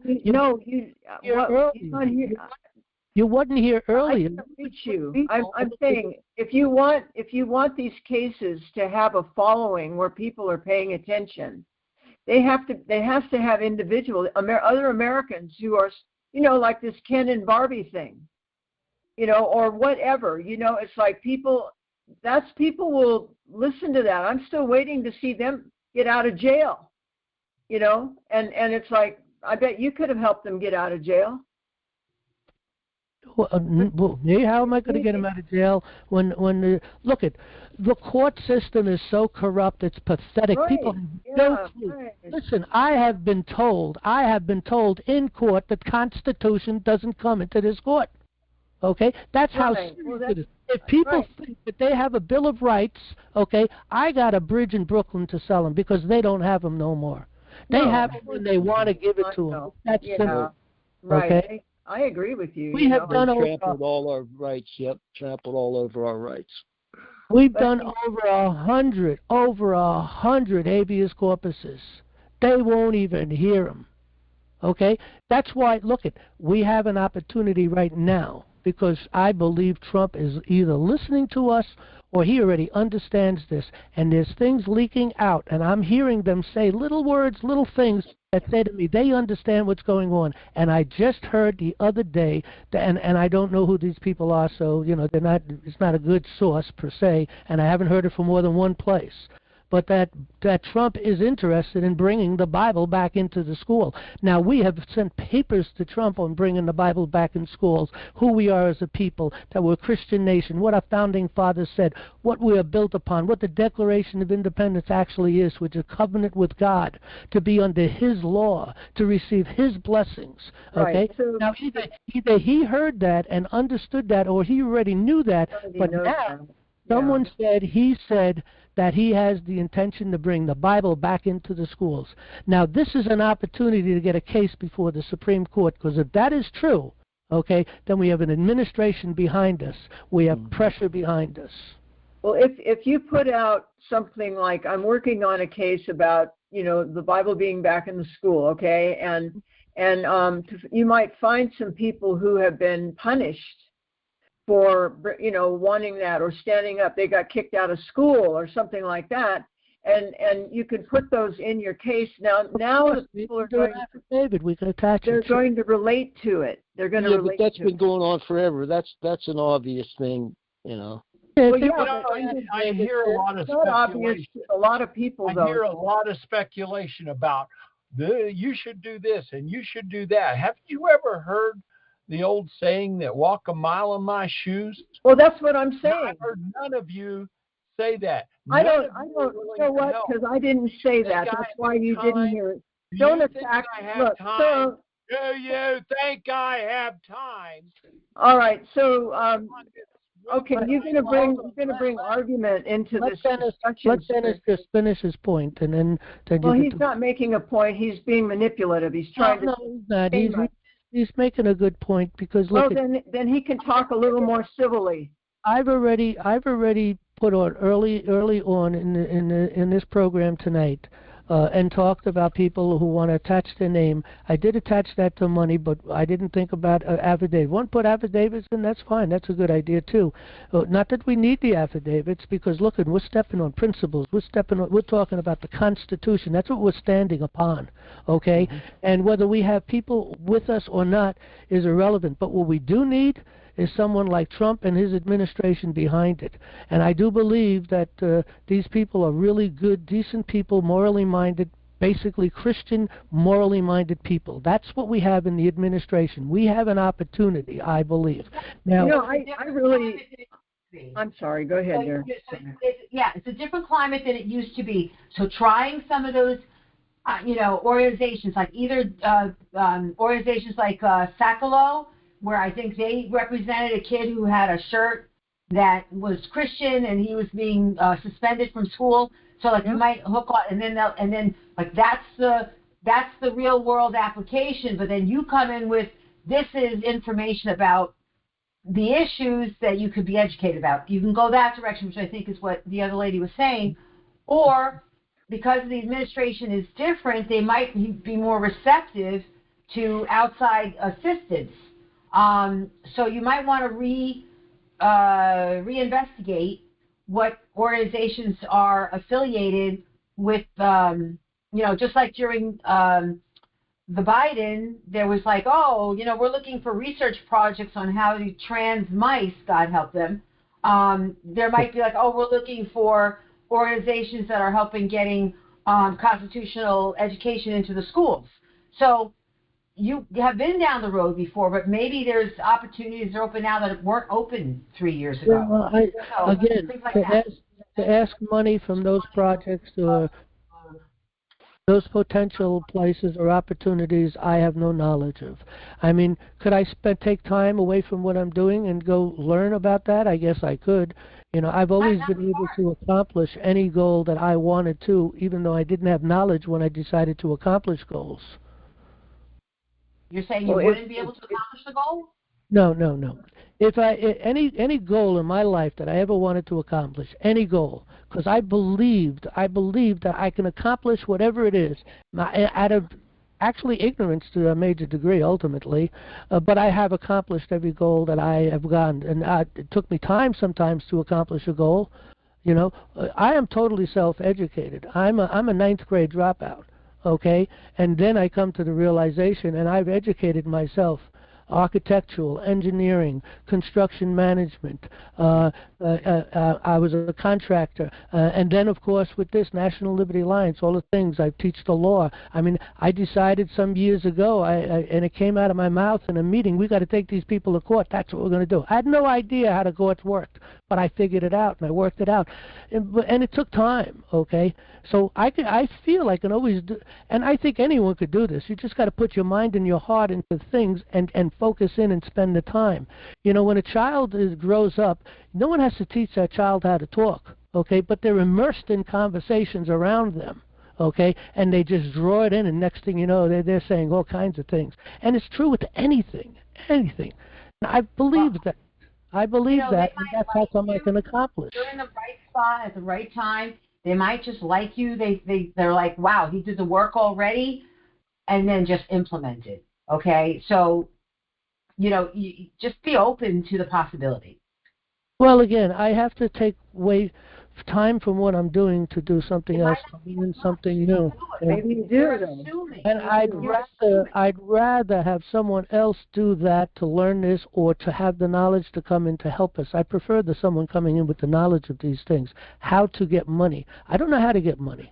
Never learned that. It's not a simple thing to ask people for money. It's not. No, you don't know that. You don't know if God has the opportunity waiting for you. Well, I already told you. I've sent to a whole bunch of people asking them for money in different corporations. They never heard anything back from these people who do things like this and grants and stuff. And that's when I met this guy who told me that, look, you got to go the right way. You're doing it the wrong way. And he was going to walk us through it and take it. Then he disappeared. Okay. So what am I going to do? Well, I don't understand why you do what you do, and you marry what you don't, to the best of your ability. Exactly. I need help. I can't do this all. I just can't. We're trying to help you. We're trying to help you, but I need people volunteering to help and spend time, learn what needs to be learned. Maybe they have some basic knowledge, get more knowledge, assist us into doing the things we need to be done. And I'll tell you what, I go back to the same thing. I'm a true believer of this one thing. If there's anything I ever learned, there's one thing, and that is critical mass. And critical mass is met by getting the word out. And getting the word out is being interviewed by people who have followings already in the Patriot. That works for you then, because it's a flash in the pan. It's these are patriots. These are patriots that listen to these programs. Patriots. Well, people call themselves patriots, but exactly. Most of them to be a patriot. I understand. I was on a program. I spent 2 or 3 times on that program, and I talked to these people, and there's supposed to have been a lot of people listening in, and not one person responded to even join National Liberty Alliance, to work with us, or do anything. And then I said, well, I'm wasting my time. I'm not going to go there no more. Okay? So, but the thing is that, again, these podcasts, in my opinion, is the key. Now, again, that's just one thing. I need financing, or not financing, I need actually funding. I need people to figure out how to get funding. They won't let you on your show to do fundraising. I mean, it's already been done. I mean, I don't know how to do it. Well, I'm just saying. I don't even know the first place to go. I did do a video a while back, and they have these places you go for fundraising, okay? And then we had a few people came from NLA, and they gave some money, and maybe we collected a couple $100 or $1,000, but it was all from people we already knew. Okay, and to get the word out, to get the people to come to that, to look and to listen to the program that we're offering, that's the difficult thing. I get back to, again, I have to be interviewed. My view is, we have to meet people where they are. I mean, that's why I'm here, because I didn't have anywhere else to go. Where I learned so much about what I know is at the Reawaken America tour, and I did go out of state a couple of times. The first one I went was New York, because it was New York, and then because it was so amazing, I went to other places. But I went to one of those programs. Okay, I think it was out in Pennsylvania. Gerard was with me. There was a few other. Jan was with me, and there may have been a few other people. I don't remember. And I talked with all of those people. I gave them a copy of the book, Government by Consent. I gave them an email. I told them, let's talk, this, that. I have never heard back from one of those people. You could have sold them. You didn't have to give them away. You could have sold them. No, I wanted, look it. I wanted to entice these people to work with them. Enticing is manipulation. Enticing doesn't bring sincerity. All right, whatever. That's what I did anyway. I should have went and said, "Give me $40. Here's a book." We're saying a discount, okay? Like so many other. Give me $30. Here's a book, okay? Look, the point is these These people are supposed to be educated people. These people are speakers. They're out there. They're looking for, they know they're talking to patriots to begin with, but I'll tell you what, if they looked at that book, even just breezed through it, they'd realize the problem is government by consent and people don't know how to do it. That's what they would find. I'm not trying to reach the speakers. And for your situation, I'm trying to reach the people. That's what I thought you wanted the people to get educated. All right. The point is I was trying to get into the click, okay? The click, so that I would be able to know where there is no click. There's no, click. You're missing the point. They travel and talk to people. They have click. The click isn't there. That's not the point. I'm not waiting for somebody else to do it for them. It was a bad news, okay? Forget the click, okay? I'm not talking about that. I'm talking about this whole program. They got a group of about 6 or 7 people that everybody comes and seems to worship them to begin with, okay? Because that's what I saw. When I went up there, they're looking to, I'm not interested in a picture. I'm here to talk to you, okay? And you know, and it's like, you know, I was from totally off planet from these people on that. The point that I'm trying to say is they were speaking, and people they already established a reputation. You were the new kid on the block. That's why you were not known. You had whatever. Okay, whatever. The point is, not whatever. That's the process. And you're not willing to consider. How should I have approached those people? How should I have approached them? Should have, one, not have such high expectations and just go in there and observe, and 2, go to more than one. Well, look, I'm not traveling the country to chase these people to begin with. That's your decision. Then that's your decision. Well, I don't have the money to do it anyway, but I'm not going to look, the bottom line is I spoke to like 8 people. Okay, or 7 people. Gerard and I said we would get some input. You hit failure on a few things. Right. We're not getting anywhere with this. Why don't we talk about something else?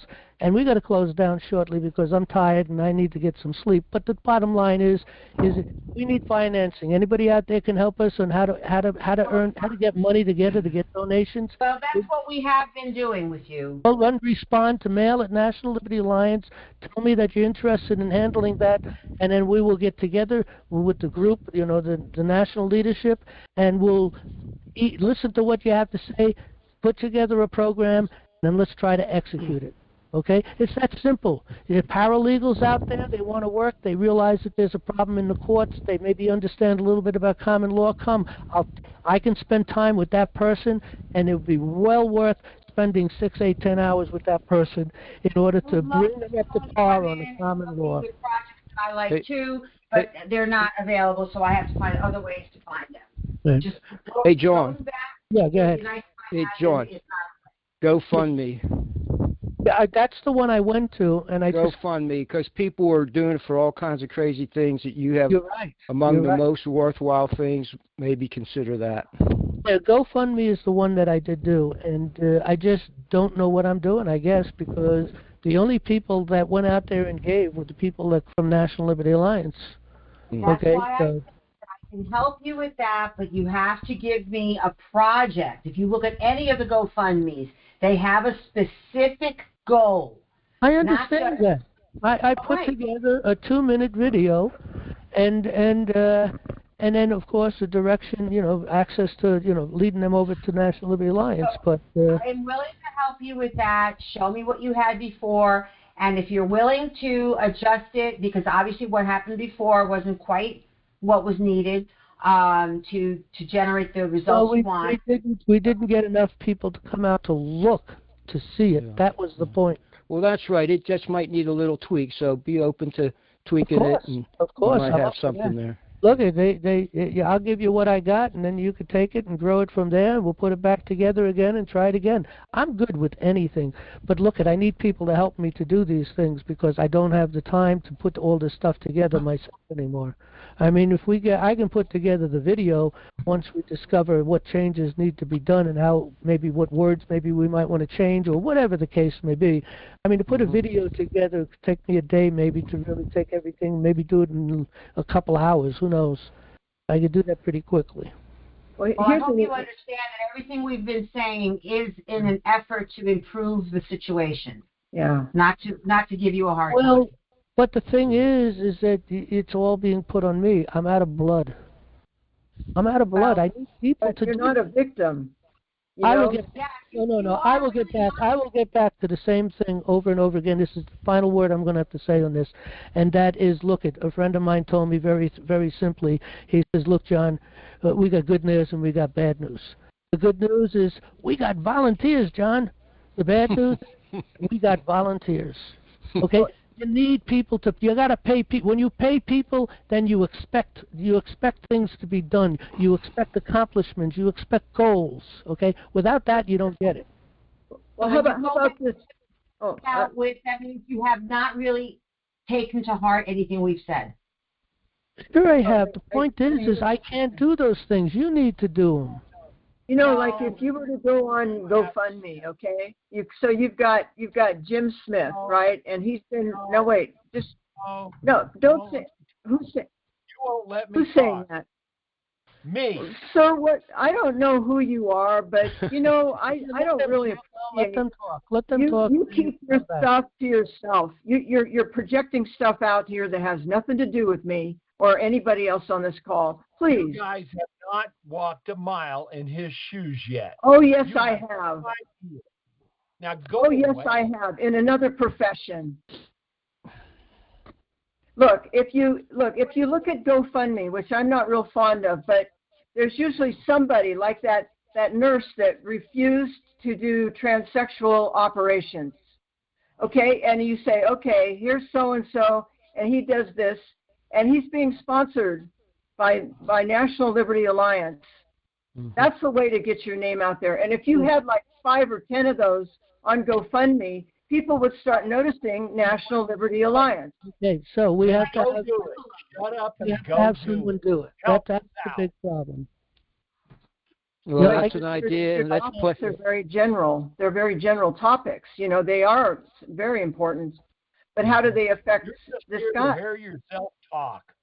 You know, sir, you need to mind your own business how I talk. You want me to be afraid of you. You just, look, don't talk to me anymore. You don't have consent to talk to me. John, if you allow this guy on here, I won't be back. I'll tell you that right now. Listen, and I bid you a good night. Let's everybody be quiet, and then let me make a point, and then we'll see where we go. This is the point that need to be made, okay? If someone knows how to do GoFundMe and wants to help, you know, send an email to mail@National Liberty Alliance. Tell me you have some basic understanding of GoFundMe and you want to work with us to try to do it. We'll have a meeting. I'll bring up the information that I had sent last time for GoFundMe. We'll have a brainstorming on what points need to be corrected, what needs to be changed or totally vamped and redone, whatever the case may be. If there's someone out there that knows how to get funding, how to approach different people that have money, that give money to people, and they know how to approach them and they know how to put this together to try to get them interested in what we're doing, send a letter, send an email to mail@National Liberty Alliance. Tell us that you know how to get funding. If anybody has any other ideas, okay, then anything that to help to do what we got to do, I will go back to the same thing. We have a lot of people that could go out there and get a hold of podcasters and sell National Liberty Alliance to them, send them to mail. They may not know those people, okay? You say you didn't have success with that. And you make it sound like all these people you have can get all these podcasts. I'm talking about the people that I have approached. These are not the only podcasters out there, number one. But I'm telling you right now, if you took someone like, let's say, let me go back here. Let's take, I'm going to go to up-to-date news. Okay. Let's take Dave. Dave from X22 Report. Okay. I've dropped a line to him maybe 3 times, 4 times, and never heard a word back. There's no phone number. There's no direct contact information. I can mail anything. Just an email. That's all I could do. Last time I dropped a message actually on one of his, his programs. The thing is this, if 10, 15, 20 people, send an email to drop by to X22 Report and say, hey, look, have you heard of the National Liberty Alliance? Have you checked out what they're doing? They're teaching people how to have government by consent. They're saying over there that people don't know how to have government by consent. Voting is not having government by consent. That's just one part of it. Okay? There's a lot more to having government by consent. And, 10, 15, 20 people might wake up, Dave. All right? What about Sheriff Mackey? Have you ever reached out to him? Of course I've talked with Sheriff Mack. I've met him on the road a few times having conversations because we were giving talks other places. So I know Sheriff Mack. Sheriff Mack, well, I know about him. So, but what are we going to do with Sheriff Mack? Well, can he connect you with other people to establish the constitutional? No, not really. Sheriff Mack is because he's not interested in what we're doing. Okay. Sheriff Mack thinks the sheriff is the total answer to everything. So I'm not going to argue with the guy. Okay. All right. It was an idea. We believe the people are ways to do things. Sheriff's got to back the people up. We should back the sheriff up, of course, by getting him in office, but that's it. He's got to listen to the people. But the point I was making is that if you connect with podcasters, they may say no, but they may know someone else. That's all. Oh, yeah, that's a good point, too. Yeah, that's the point, connecting with podcasts. Look, this is my opinion. To get us to where we need to get is to get the message out and be interviewed by podcasters that actually interview people and have a big following in the patriot movement. That's the solution, in my opinion. Now, I do agree. You're getting money. I mean, I've been asking for money for a month or two now because we really need it, and I'm really getting a little pushy on that. And I hate to be pushy because I hate to ask for money, but I'm out of money, so I can't do no more than what I've done. So, and we do have other problems. I mean, our website literally could go down.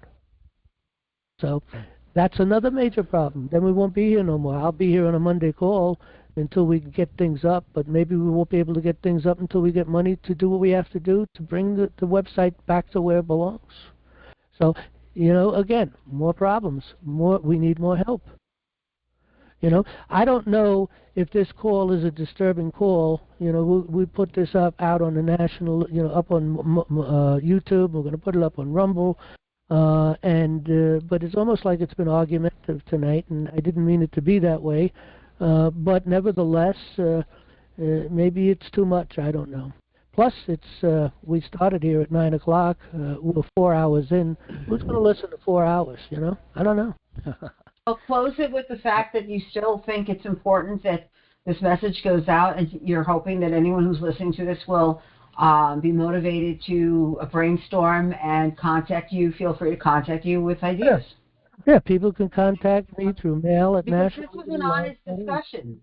This was an honest. It was a difficult discussion, but it was an honest discussion. Yeah, I think we repeated ourselves a lot, though. But yes, I agree. And myself.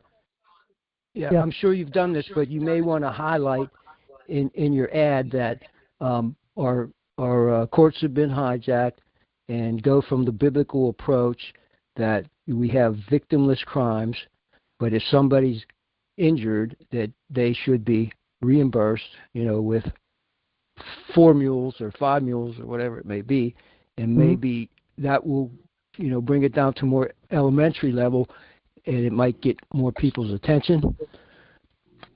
Well, I'll tell you, I had a contact by somebody who used to come, and they're listening in again. I don't know if they're listening tonight, and they were involved with some other people that we've been involved with, and so on and so forth. And they were out on X, and they saw something on National Liberty Alliance, and they took it. I try to post something. I try to post something every day, but it's just not possible. I mean, but in any event, they went out and they posted something someplace. And the day they posted, they talked with me right after they did the post, and they said, hey, I saw this and this, that, and the other thing. It was a great thing. I pushed it out, and I put it out to a lot of people, blah, blah, blah, blah, so on and so forth. That day we had over 40 people sign up within like a 24 to 36-hour period. Okay, so that's the kind of thing we need. If people are on Facebook, send them over here. If they're on X, we're on X, National Liberty Alliance. Follow us and get the message out. I understanding by getting a lot of followers, that pushes your ranking up and that gets you more exposure. Okay, So we need people following us. Same thing on YouTube. You know, people should be following us on YouTube. You know, we post a lot of things other than what we do here on the Monday night program. You know, we have a lot of Bible stuff out there, but we also have other things from time to time. I'll put a subject matter out there that we don't necessarily cover here. I'll do a video on it, maybe an hour long, and I'll put it out there because it's important, you know. So, anyway, exposure is the key in my opinion, and that'll build critical mass. You get enough message out to enough people, someone with money will say, hey, I need to put my money there instead of over there, or I can support, or whatever, you know. I don't know. All right, I got to close down. I'm tired. I got to get up tomorrow morning. So with that, we'll end the program. All right, and anybody that wants to volunteer help, please do so. Mail at National Liberty Alliance, and all of our leadership gets that, and one way or another we will respond back to that. Well, put in the subject line fundraising or something. Yeah, whatever it is. You know, look, I know Jan and Terry, they look at those emails all the time. I usually try to look at all of them, but I'll tell you what, sometimes I lose a lot of them because I just am so bogged down. No, I'm saying if you organize a Zoom or something to discuss this, please put in the subject line something to catch our eye. Oh, yeah, no, I'll make an announcement on a Monday call, and we'll put something out as soon as we get our email back up again. I'll put it out there and make the notes so we'll know about it. But before we do that, we need to have a Zoom meeting, or we may use the other program, Discord, I believe it's called, just to kind of get the leadership that we already have to kind of talk about these things and figure out what we want to do and how we want to do it. I mean, I'm open to anything, and I really would like to pass a lot of the work on to other people. If they feel they're qualified and able to do it, let's take it on. Okay, with that, good night, everybody. I'm shutting down. Good night. Have a good evening. Good night. Have a great night, everyone.